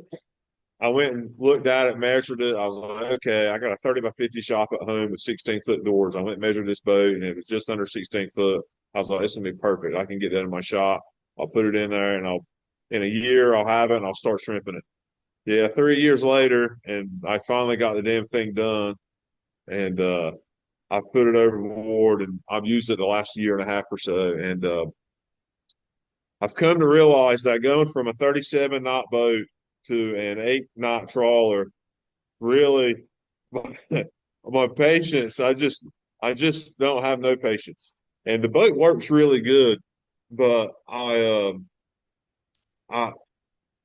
I want more speed. As a matter of fact, I got a 3408 Caterpillar sitting right there. I'm gonna end up putting in it because right now I got a 400 horsepower Cummins in it, and I'm gonna take that out and put that Caterpillar in it to try to get some more speed out of it. But I've been looking to try to find like a 45 to 50 foot Millennium or Denell or Samson or something like that, something 16 to 18 foot wide where I could put a C18 in it. And when I want to go somewhere, and if I'm shrimping to the Cape or I want to get to the eastern side or something, I can, instead of going there at 8 knots, I can just burn some fuel and get there and do like 15 or 18 knots instead of taking me all day long to get somewhere. So I've been trying to find one. I ain't found one yet, but I've been looking. I I found some just way out of my price range. I know that provincial that I fish on up in Nova Scotia. That thing is right around 16 knots. It's Yeah. perfect. Yeah. If I could make 16 knots, I would be tickled. I'm hoping by putting this other motor in my boat now, I can get or I can cruise 10 or 11 knots, and I would be really happy if I can get to that.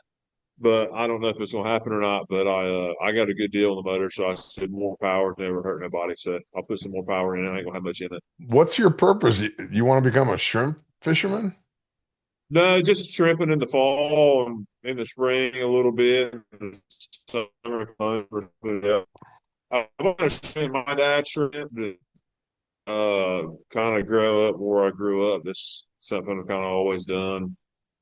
I never had a trawler. My dad had one, but I ain't never had one. I kind of done what we call channel netting. It's kind of stationary shrimping, but so I got this boat to cover some more ground and hopefully catch more shrimp, and it's worked out good. I've enjoyed the boat. A couple of my buddies that I grew up with got some bigger trawlers, and it's one of them things to where they're having fun and doing it around each other in the fall and stuff and catching shrimp. And when fishing's over with, it's a good thing to go do and hang out with my buddies. And we all can talk shit to each other. Kind of like the marlin fishing. It's a lot of shit talking and trying to That's make like some money. And deer hunting, man. Uh, yeah, I've gotten to the point I don't even go sit anymore. I just cook all day long and wait till people go, how made you miss?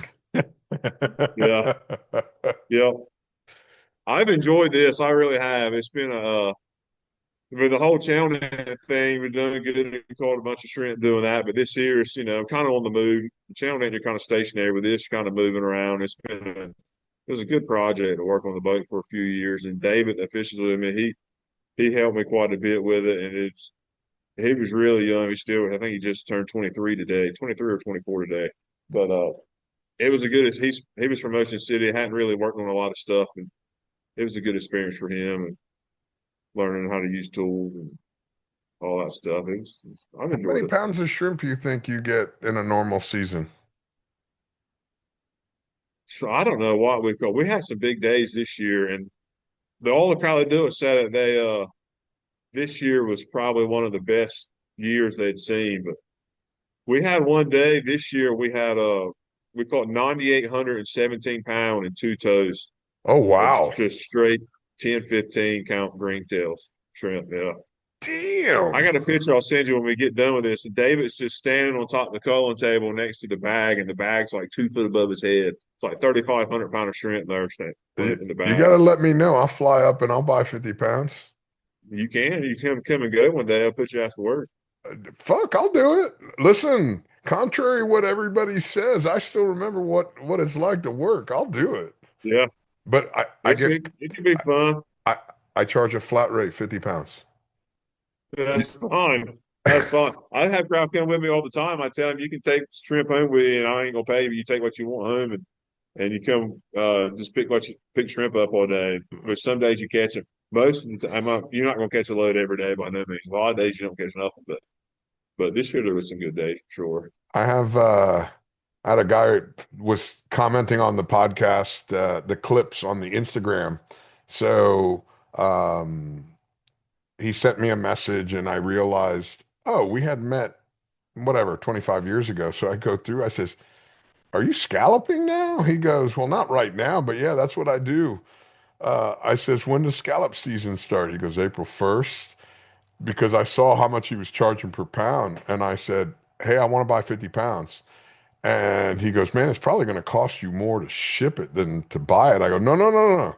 I'll jump on a plane and I'll pick it up. I'll I'll put work it it in a off. low boy and I'll put it I'll put it in the bottom of the plane and bring it home. I'm not worried about it.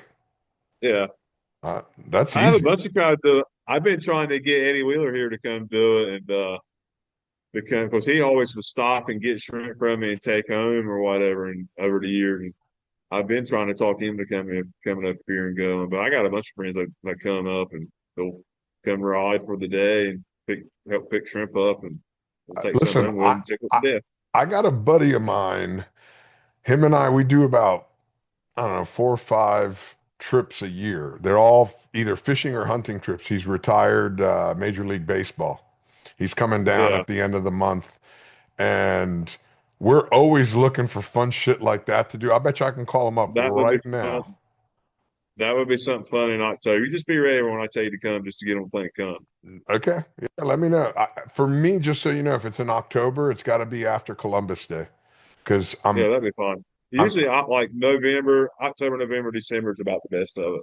Oh About 3 months shit! that was really good. No, Yeah. that's perfect. Yeah, I'll jump on a plane. That's easy. We'll fly right into New Bern. Yep. That's easy. I've done that trip. Rent a It's an car. experience. It's an experience. You will probably get the shit mama out of you for sure. I can tell you that. The shit. What? Mama out of you, aggravated. Mama, that's the word we use around here. Why would I get? Why would I get aggravated? I don't know. I'll be telling you to grab this road, grab that road. Don't do this. Don't do that. You ask David. He hears a lot of Listen, no hablo inglés. that. uh, I don't give a uh, shit. You fucking yell at me all you want. I'm not gonna it's listen. fun though. It is.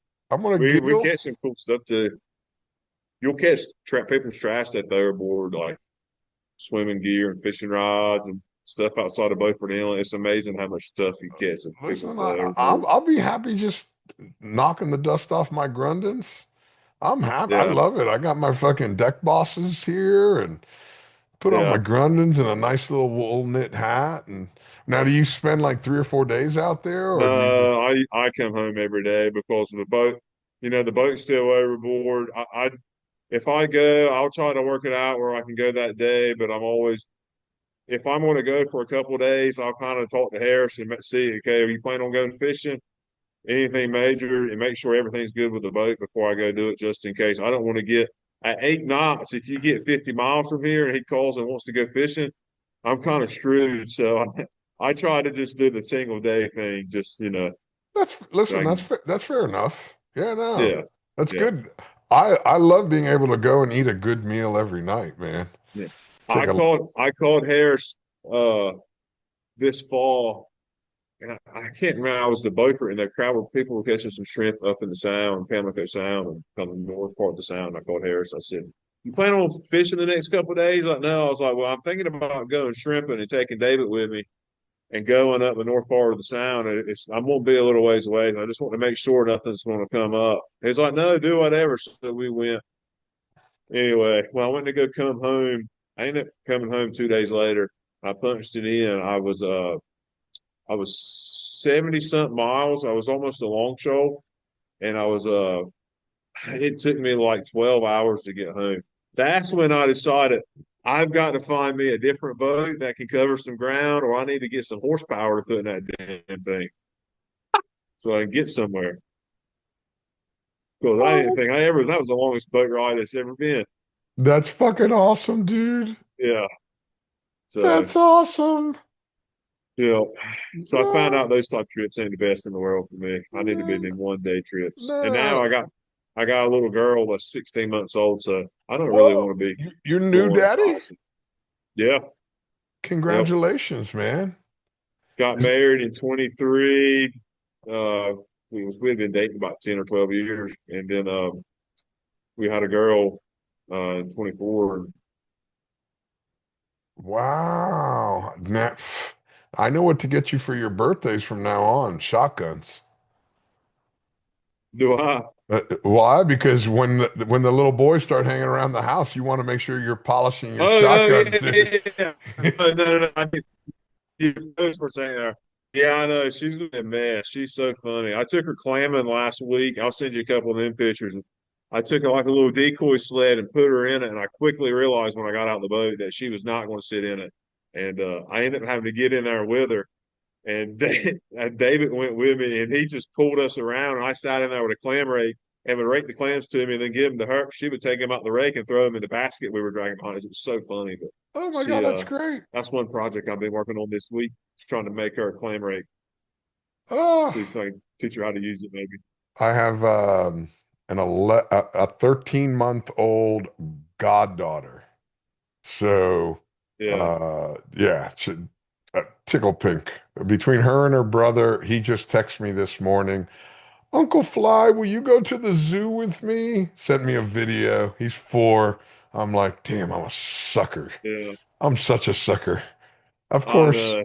I swear, it's been people. My friends always told me growing up. When you have your kids, you understand. It's like I understand. It's your kid. I understand. No, you don't understand until you have your own kid. And it's just like when I had her, I was just like, holy shit. All my friends, how I ever taught them to go doing some of the shrimping and fishing and hunting and stuff that they would always go do with me. I don't know how they ever pulled it off because I swear, I you want now to I'm get to the point home. after traveling all summer now, we go to Bahamas and Bermuda and they do the tournaments up the beach. Shit, when fishing's over with, I need some. I gotta, unwind and kind of have some family time and Spend stuff. some time with your baby girl. Yeah. Well, just now there's so much money in all these tournaments. Man, it drains the shit out of you fishing. I mean, you fish tournaments every other week. I mean, it drains you just because it's a lot of stress and it's a lot of money and it's you know, boss man's putting a lot of money on the line, and it's kind of like taking a charter. And if you're not catching nothing all day, everybody's looking up at you. I mean, But it's a team thing, but at the same time, it's a lot of money that can change a lot. At the end of the summer, after fishing a bunch of tournaments, I swear I've lost more hair and turned more gray, and it takes all winter to damn unwind and try to get back your sandy a little bit. you're a giant knot by the time by the time I know season's done. it is. It's great. I mean, it's great. It's stressful. I mean, anxiety is a real thing. If you don't Uh, think so, start running a boat and tournament fishing. You'll find out what anxiety is. Listen, start running a boat through the Bahamas in that shallow water. That'll give you some You're anxiety right. too. Yeah. Yeah. First time I done that, I was scared to death. I don't blame it. Listen, go out of North Marion War Cut. No, Yeah. thank you. Yeah. No, You're right there too. I swear, I was scared to death first time I run, which I still sometimes look down like, oh man, I got plenty of water. But yeah, you start looking both sides. It's like, yeah, oh shit, yeah. puckered up. You start feeling that hair running off your forehead. You're right about that. Yeah, Uh, that's some of that.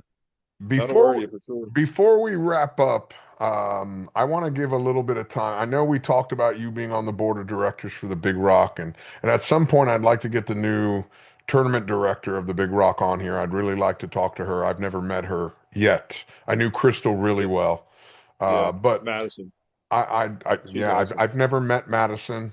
I would love to get her on here.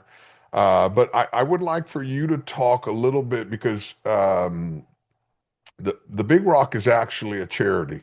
It's a Yeah. 501(c), and I would like for you to talk a little bit about it's not just you guys putting on a tournament every year. No, You guys are doing something all year long. it really is. And I mean, there's like four or five of the girls that pretty much run it, and then there's I don't know uh how many's on the board, probably 16 or 17 of us on the board. And before I was on there, I mean, my honest opinion on it was I would say, looking from the outside in was just kind of like, I don't understand why all these people are on this board. I don't understand why are these people on here and what's their purpose and how does all this work? And then as I got a little bit older and I was looking more into it, I started understanding a little bit, and you hear about some of the stuff that the tournament done and give to different things. And then when when Randy called me up and asked me if I'd be interested in being on the board, that was another one of them moments where it was just like winning the Triple Crown. Like, are you serious? Like, I never would expect that they'd ask, why in the hell are they asking me to be on the board? You know what I mean? And and I told him I would, and anyway, since I got on there, it's been very eye opening to why I see everybody has a place on that board, and everybody that's on that board, they need to be on that board, and they have a job. And all those girls that run the tournament, man, they are awesome. They all the work that they do, they put so much time and work into. Like when we have our board meetings and stuff, the stuff that they have prepared for all of us, and man, it is I just never would have thought the amount of work that goes into all that. I mean, it's just crazy to me how much work it is to make all that function, and then to figure out. I mean, this year we give away $2 million, and I mean, it's just crazy that a fishing tournament can do that much for the community. And I mean, it's really I'm just stoked that they asked me to be part of it, and I'm still learning. I mean, I'm just kind of on the outside looking in, and I'm taking all I can from Randy and Casey and Tommy and Dale and Emery and all them. I mean, they're all good. Joy Bell and Howard, all of them. I mean, dude, I mean, it's just I could go right on, but they're all really good, and they all that's another thing with the stories that I've heard sitting around the tables. I mean, they've got some really good stories about how all that got started, and and it's just funny, just all the people that's on there have.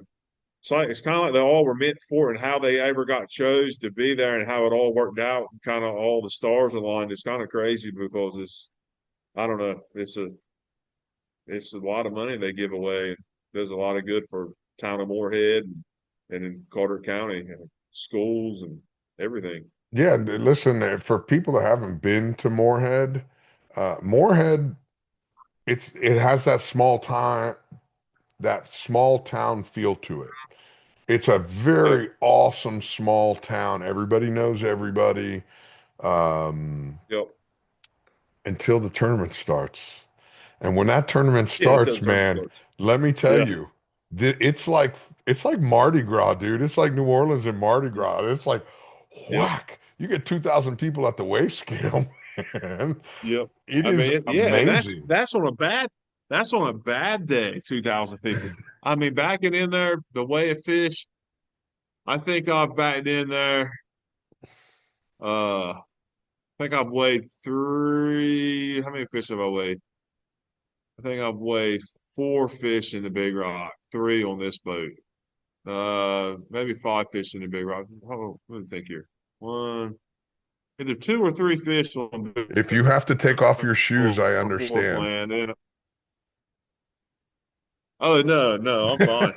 I No, if you need to take off your shoes to be I'm able trying. to count that I'm high. trying. Oh, just count. Yeah, no, no, no. I'm trying to think. I've weighed fish on three different boats, and I think I've weighed either two or three fish on bigger stores. But when you back in there, and I mean to see all them people, everybody needs to experience that because I mean, it was awesome weighing that 650 pounder in Bermuda, and it was awesome weighing that 900 pounder in Pirates Cove.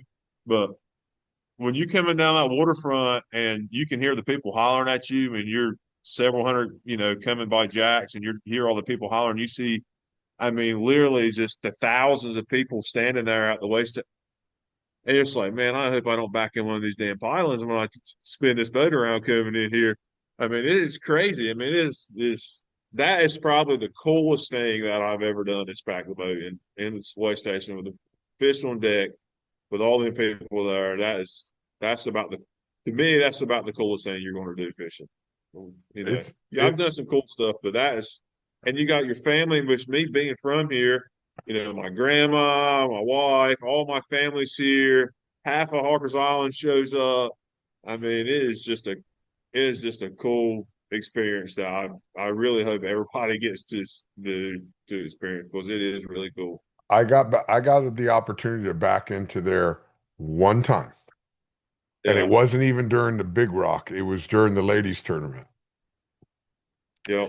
And let me tell you, I was with Thomas and Mr. Pete Manuel on the Delta Dawn. Y'all won it. Yeah, we won it.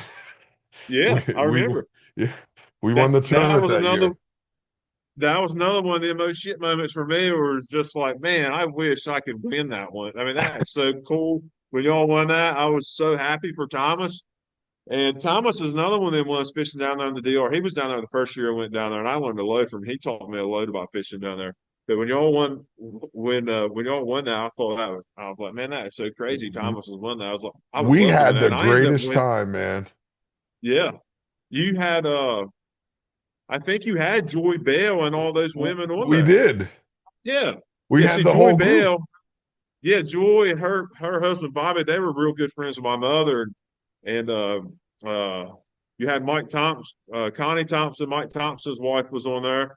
They're good family friends. They live right down the road from me. Like they love my daughter, I think, just as much as they love their own. But that's like one of the greatest group of girls you could ever go fishing with, It was and they're lucky. unbelievable. We had so much Yeah, fun, dude. We yep, had so much. It's one of those. I just saw the picture, and he just called me the other day. I listen, Mr. Pete. I love that guy. yeah, He oh yeah, is he. he's good First of too. all, he's a fucking great dude, but he's a Yeah, straight shooter. That's why I like him. yeah, When he's mad at yeah. you, he'll let you know. When he's He'll happy let you at know when you, he's pissed. Yeah, yeah, yeah, no, you don't ever have to yeah, get. I wonder. No, there's no wonder. You know Pete. yeah, And that's what yeah. I love about him. And I have a picture of him and I in the pink wigs, and I had picked him up because he's not a big guy. He's maybe like Yeah, 150 pounds. So I just scooped him yeah. up, and there's a picture of us with our wigs on, dressed up at the captain's meeting for the ladies tournament. We had a ball, Oh man, that tournament that we won it. I don't know if y'all won it. That was probably 2017 or 18. something like that. Yeah. Yeah, we won it in 2021, something like that. The weather was really bad. They turned it to a 2-day tournament. We fished most of everybody fished the second day. One of the boats that fished the first day caught two blue ones. We ended up catching two blue ones the second day, but the tiebreaker was the biggest dolphin, not That- time. And we ended up catching a 31 or 33 pound dolphin. And I had talked to Randy on texting during the day. I said, we got a nice dolphin. It's probably 25 pounds. And the leading dolphin for the tournament in the dolphin part of it was only like 27 or 8 pounds, something like that. So we backed in there that evening, and there was a bunch of people there because they knew we were coming. They'd put it out, that we had caught two, and we had a decent dolphin. And we come in there and we backed in there. And there was a bunch of people there. That was very exciting. We ended up winning the Marlin and the biggest dolphin part of it. And so we took all the money. We took the biggest dolphin money, the Marlin, the whole mess that year when we won it. Wow. So yeah, It's that a was really exciting. it's I that was awesome. crazy. Yeah. But Yeah. backing in there with a 500 pounder on deck, That's a different which animal. I ain't done it with a 500 pound. I've had some 400 pounders, but that was that's crazy. I mean, that Yeah. really is. I mean, It's a great town, man. And I backed in there that last time with my grandma. She's literally about blind, and she was hollering for me. She couldn't see me, but she was hollering just because everybody else was hollering, you know. But it was that is cool. And I know one of the first fish I ever weighed in that tournament, I was running the floor plan boat, and we killed a fish. It was like a 114-inch fish, ended up being like 420 something pounds. But Neil Stykes was fishing with me, and we backed in there, and Randy was down there waiting for me. He had come down waiting for me. You know, I've always been really close with him growing up, and he was down there. I mean, that was really cool. But the last couple of times backing in there and knowing I was hopefully going to win some money, that for the one four pound, we ended up getting beat out the A tournament or something, and I think we were never more than like third place. But it that's a crazy tournament, man. that's There's a lot of money. There's a lot of there's a lot of good people fishes that tournament too. That's a hard one to win. That's a really hard tournament to win. but it's also a good thing for But the community. That's what I really like about it is what you guys do for the it's an awesome community. thing for the.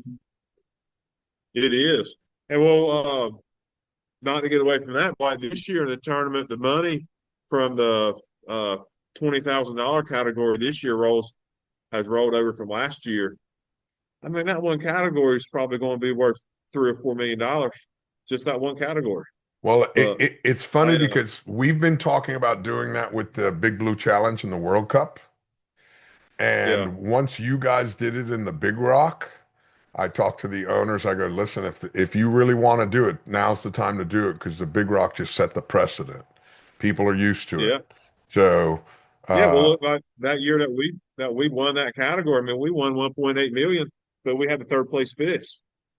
You know, you take last year, nobody was in that category way to fish, so that money rolls over. I think it's like one. I don't think it was 1.4 or 1.8 million rolling over where that's starting off. Well, so you take there's going to be at least that much in it, add it to it, and plus the bugs that's going to get in it, knowing that's going to be your best chance to win the money.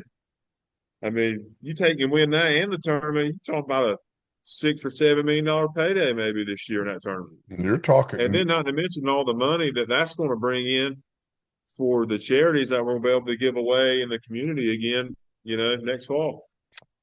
for you So personally, because we all have our own things that we like to push on the with the community and fundraising. What is it that maybe you're hoping to do in the future as far as something in the community? I'm assuming you get to pitch ideas at times. I Have you given some thought to what you might want to do in the future if you haven't already? I don't know. I definitely want to keep seeing the tournament grow, and I think it's really all that the tournament does for all the schools, the Boys and Girls Club, and everything. I mean, it. I don't know. I really don't know. They all the schools and everything are deserving. So Yeah, there's really not one. To me, it's really cool seeing that they all get something out of it every year. You know, they all put in, they all can put in for what they think they need, and then I'm not one of the ones, but some of the other board members go over figuring out, which is a lot of work. I don't know how they ever figure all of it out because you're going to have, the amount of people that put in to try to get some of the contributions. It's a lot of different places, and it's a lot of work for them to figure out where all that goes. But it's to me just seeing all the schools and all the things it helps. I wish I had a list with me all of them. I mean, it's so many. I mean, it's yeah. not really one thing. I mean, it's It's it's all something that of the whole community. I wanted people to know how much you guys really do besides the tournament. That was something I really wanted to It, it, talk to you about. it's crazy, but we were just with the town. I mean, I think they give the town a Moorhead a boat one year for the police department or something one year. I mean, Really? it's crazy how much they give away. I mean, it truly is. I mean, for what they've all done, what Casey and Randy and all the original crowd, Tommy and all them have done to turn that tournament and what they've turned it into, and not just for the amount of boats that come here, but just for what they give away. But I mean, you look at I mean, what in the world is the impact on the community? during a 2 week span of the Big Rock. I mean, it creates a lot of traffic, but think of all the money it brings into the town of Oh, Morehead and everything. I mean, I don't know how you could ever really put a number on how much it is, but I mean, it's incredible. And it's you it's got all, and unbelievable. it really is. And now you got all the boats. There's boats coming from all over. I mean, the Wave Paver and the old number seven, Jamie. I mean, there's a load of craft from down south and stuff that come up here now that are really good. And the tournament has got, Stetson and Jordan's boat. And I mean, it's grown into a really big tournament that's another one of them ones that if I could ever win that one, my wife would be really happy if I won it. My daughter's that would be one it's a really hard one to win, but the competition is crazy. I mean, you're talking about 300 boats and pretty much every one of them are real good and have won stuff and none of them's out to lunch. I mean, Yeah, no, it's, you got some hitters in there, man. You got you some got heavy hitters.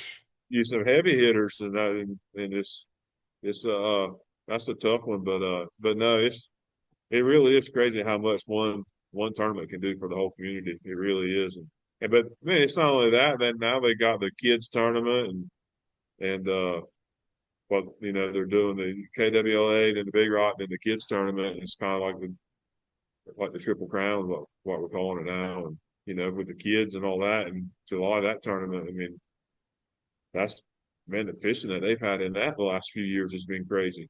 I mean, I know Cameron and Shane and Lee, they've all kind of put on a clinic in it, but they've had some really good fishing for sure. No, Some world class fishing. you I've guys been some sitting have in, some I, phenomenal fishing up there. yeah, I've been sitting in Bermuda catching 500 pounders. It's like, man, if I was home right now, look at the fish that they're catching. How good of fishing we could be having. And it's like, I got to pinch myself. Like, well, we are in Bermuda, but man, the fishing is crazy in Moorhead. You guys get some good fishing. And here's, well, you're on Facebook, so you probably see it. One of the things that I really enjoy is watching a body of fish move from the Abacos All the up way to to the here. corner Yep. to Canaveral to, and it works its way right up until it hits Moorhead and then that goes offshore and then they just I was disappear. sitting I was sitting in Abaco's year before last, and the fishing was going off at home. And Joey Belton, who runs the Half Hazard, he had brought his boat down from Manio and was in Moorhead fishing. And he was telling me, he's like, I saw 14 today. We saw 11 today. And I'm sitting there like, okay, the fishing was good here 2 weeks ago. It's like, seems like it's like a 2 week span to get from Abaco's to Moorhead. But he was telling me the fishing, and I was sitting there waiting that week in between the custom production and the custom shootout. We were just sitting there laying around, and we had just won the custom production tournament, and I was supposed to be sitting there tickled to death. And I was just about as miserable as any man's ever been. And he was just telling me like play by play every fish. And that was one of them. I was on the phone with him and he gets a teaser bite and I hear everything going on. And it's just like, man, it's It, crazy the fishing they were having. it's so neat for me to see it on. That's one of the pluses of social media is that you can see stuff like that as Yeah, the body of fish. Now, if I didn't have 27 other things going on, I would go get the daily water charts from Hilton or from Roth's yeah, and just overlay the pictures to what I'm seeing on the body of fish because you could probably see the body of water that has the fish in yeah, it move up the yep, coast. yep. It's Yeah, oh, just you neat. could definitely. It's like I mean, I've got it figured. Well, I think it's about 2 weeks. You got good fishing in the Bahamas in about 2 weeks. It's going to be the Moorhead, and it's Yeah. going to be go. It's going, and it seems like it gets better when it gets to Moorhead. It goes from if the crowd was seeing 4 or 5 fish in the Abacos a day. When it gets to Moorhead, it's going to turn into like 10 fish.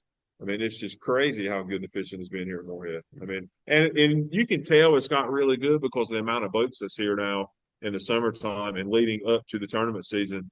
The amount of boats that are here is just it's got to be a lot more boats, and you're seeing a lot of used to people weren't catching slams in April and shit. I mean, we caught slam. I think it was. I don't know if it was last year. Yeah, I think it was last year. Year before last. We caught slam in April out of here. Right? didn't hear people doing that stuff. You know, You don't have to leave the country to catch fish, man. no. I mean, I tell Harris all the time. I was like, I love Bermuda, and I love Bahamas and love fishing those places. But I swear, I think the best fishing that we can have is right here in Moorhead. I literally think if you come to Moorhead and if you fish May, June, and July, and if your boss was here and you said we're going to fish whatever days the days are pretty and we're going to fish, it would be no problem. I don't think for you to go catch 100 blowups. I think if you just said we're going to fish Moorhead, we're going to fish it for 3 months, 2 months, and we're going to be serious about it.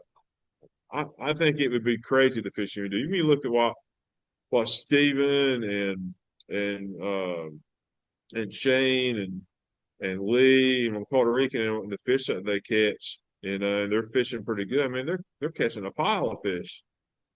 It's just never I, would have thought those fish would have been like that here in Moorhead. I'm waiting for a World Cup winner to come out of Moorhead or Hatteras, one of Yeah, the two. Every year I get one or two boats fishing it, yeah, and I'm waiting for it. It's going to happen. yeah. It's going to happen for sure. Yeah, you know, I It's it's just just you ain't got here. You ain't got the number of boats here like you do in that's Bermuda or somewhere. That's the that's whole what deal. it is. And when That's you all it is. Yeah, and when you ain't got the number of boats, it's hard to pinpoint where you need to be by yourself. You know what I mean? Yeah, You go that's fish all it Bermuda. is. You go fish Bermuda in the first 2 hours. You know if you've done good that day, if you're just gonna have a good day, if you've had a bad day. The first couple hours you realize, well, I need to pick up and run 40 miles, or I just need to kind of hang out right here. So, Yeah, it, no, I agree with you 100%. I mean, shit, when I first started running the tournament, we'd only have one boat in the Gulf, yeah, and now we average right around 25, give or take, some years more than others. The most I've ever had was 36. That was during COVID because nobody could get yeah, out to anywhere. But and they've got big fish down there. they've got fucking monsters, dude. Mhm. Fucking Chris Moab caught that monster in October. Yeah, that was awesome. I was Oh, so happy for him. I was tickled pink. He's another first class guy that's very Yeah. deserving. I got to fish with Indeed, for him on the sure. Hoodat when he was still a deckhand. I don't even think he Yeah. had a mustache then. Yep, I remember. I remember he was running, and then when he had just the first year I went down there, I think was the year he started running that. Okay. And actually, his owner Keith, he come here and went shrimping with me one time. He's come up here and went shrimping with me. I could Yep, listen, Keith's that kind of guy, man. He likes to and get down and dirty. he's competitive too, and he's a really good shit talker. Oh, does he like to shit talk, man? Yep, I yep, I he, got a funny story about his wife, and this is not no shot. It's him and his wife. He had invited me to go fishing with them on the Hoodat, and we fished the one turn Rick Alvarez's tournament. yeah, This is before I had my tournament in Casa de Campo. So it was myself and Miles Colley. He invited us to go down. So we had spent a couple days together, and every night we go have dinner together at their house in Casa de Campo. And I'm cracking up the way I normally do. And his wife goes to me, she goes, "Can I ask you a personal question?" I'm like, "Oh shit, where's this gonna go, man? We're sitting at the dinner table. Don't ask me a personal question in front of everybody. I don't know where it's going." She goes, "You're always laughing. Do you just sit at home and laugh at yourself?" And I crack up. I'm like, "Yeah, I do that shit all the time. Something's just funny to me, and okay, so I'm by myself. I'm gonna laugh, man. I don't need people around me to laugh. That's yeah. the way life is." But no, they're great people. They are They are. super, super. Tammy is They are. phenomenal. Keith is great. We Is great. we were very competitive down there fishing with them. They were good. Miles Colley, he was down there one of them years that I was down there, and he he hurt some feelings down there too. He was putting up some big numbers down there. Dude, that's a fish catching motherfucker, man. Yep. I think the name of that boat was Born to Run, maybe That was he was it. running. Born to run. Yeah, yeah, yeah. He was good, and he didn't. You never saw him during the day. He stayed away from everybody. you never like I don't remember fishing around him maybe twice the whole time of one season. But I think just about every day that he probably threw down. He threw down on everybody just about every day. Like he was literally the top boat just about every day when he was down He one of the greatest bites I've ever seen in my life was Miles Colley. We were on the Houdat. I was on the bridge, and he had a little bit of weed on his right flat. So he's instead of popping it out, he just grabs it and starts shaking it. So first time, second time. By the time that little weed popped off, this little blue marlin, about a buck and a quarter, just completely rolls on it. I was like, everybody on the boat just there. screaming Yeah, and yelling. What a great bite.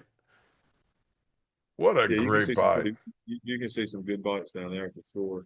Yeah, them little ones, they don't have a very long attention span. They're not good for teasing, but boy, Yeah, are they aggressive. they were very aggressive, and though I've got a couple scars on my hands from trying to tease some where they got a hold of me. Ooh, I'm gonna listen. He's gonna be mad at me, but I'm so gonna throw him under the bus. Max Morris.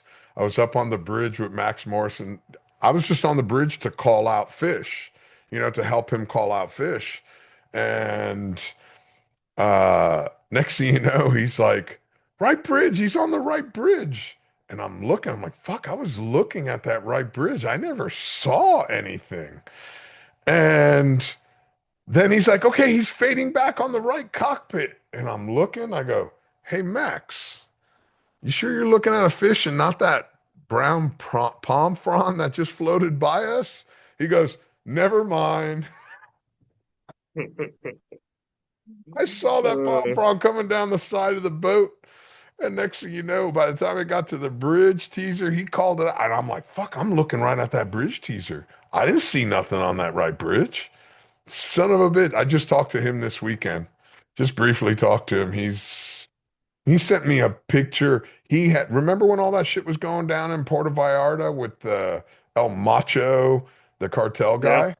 He was yeah. in Puerto Vallarta. He packed all his Uh-oh. shit when all the shooting and burning started going. He just packed up his shit and he left. So he sent me a picture. He had shaved everything off. He's got this big old mustache. He goes, hey man, I'm just leaving Puerto Vallarta and I needed to blend in. Do I look Mexican? His Uh, red hair. I'm like, dude, you're fucking killing me, man. You're killing me. I swear, when the whole COVID thing hit, we were in the DR. Man, that was kind of scary trying to figure out. I mean, 'cause they weren't going to let none of us leave. I mean, we couldn't leave the marina, and I ended up calling the U.S. Embassy and getting them involved.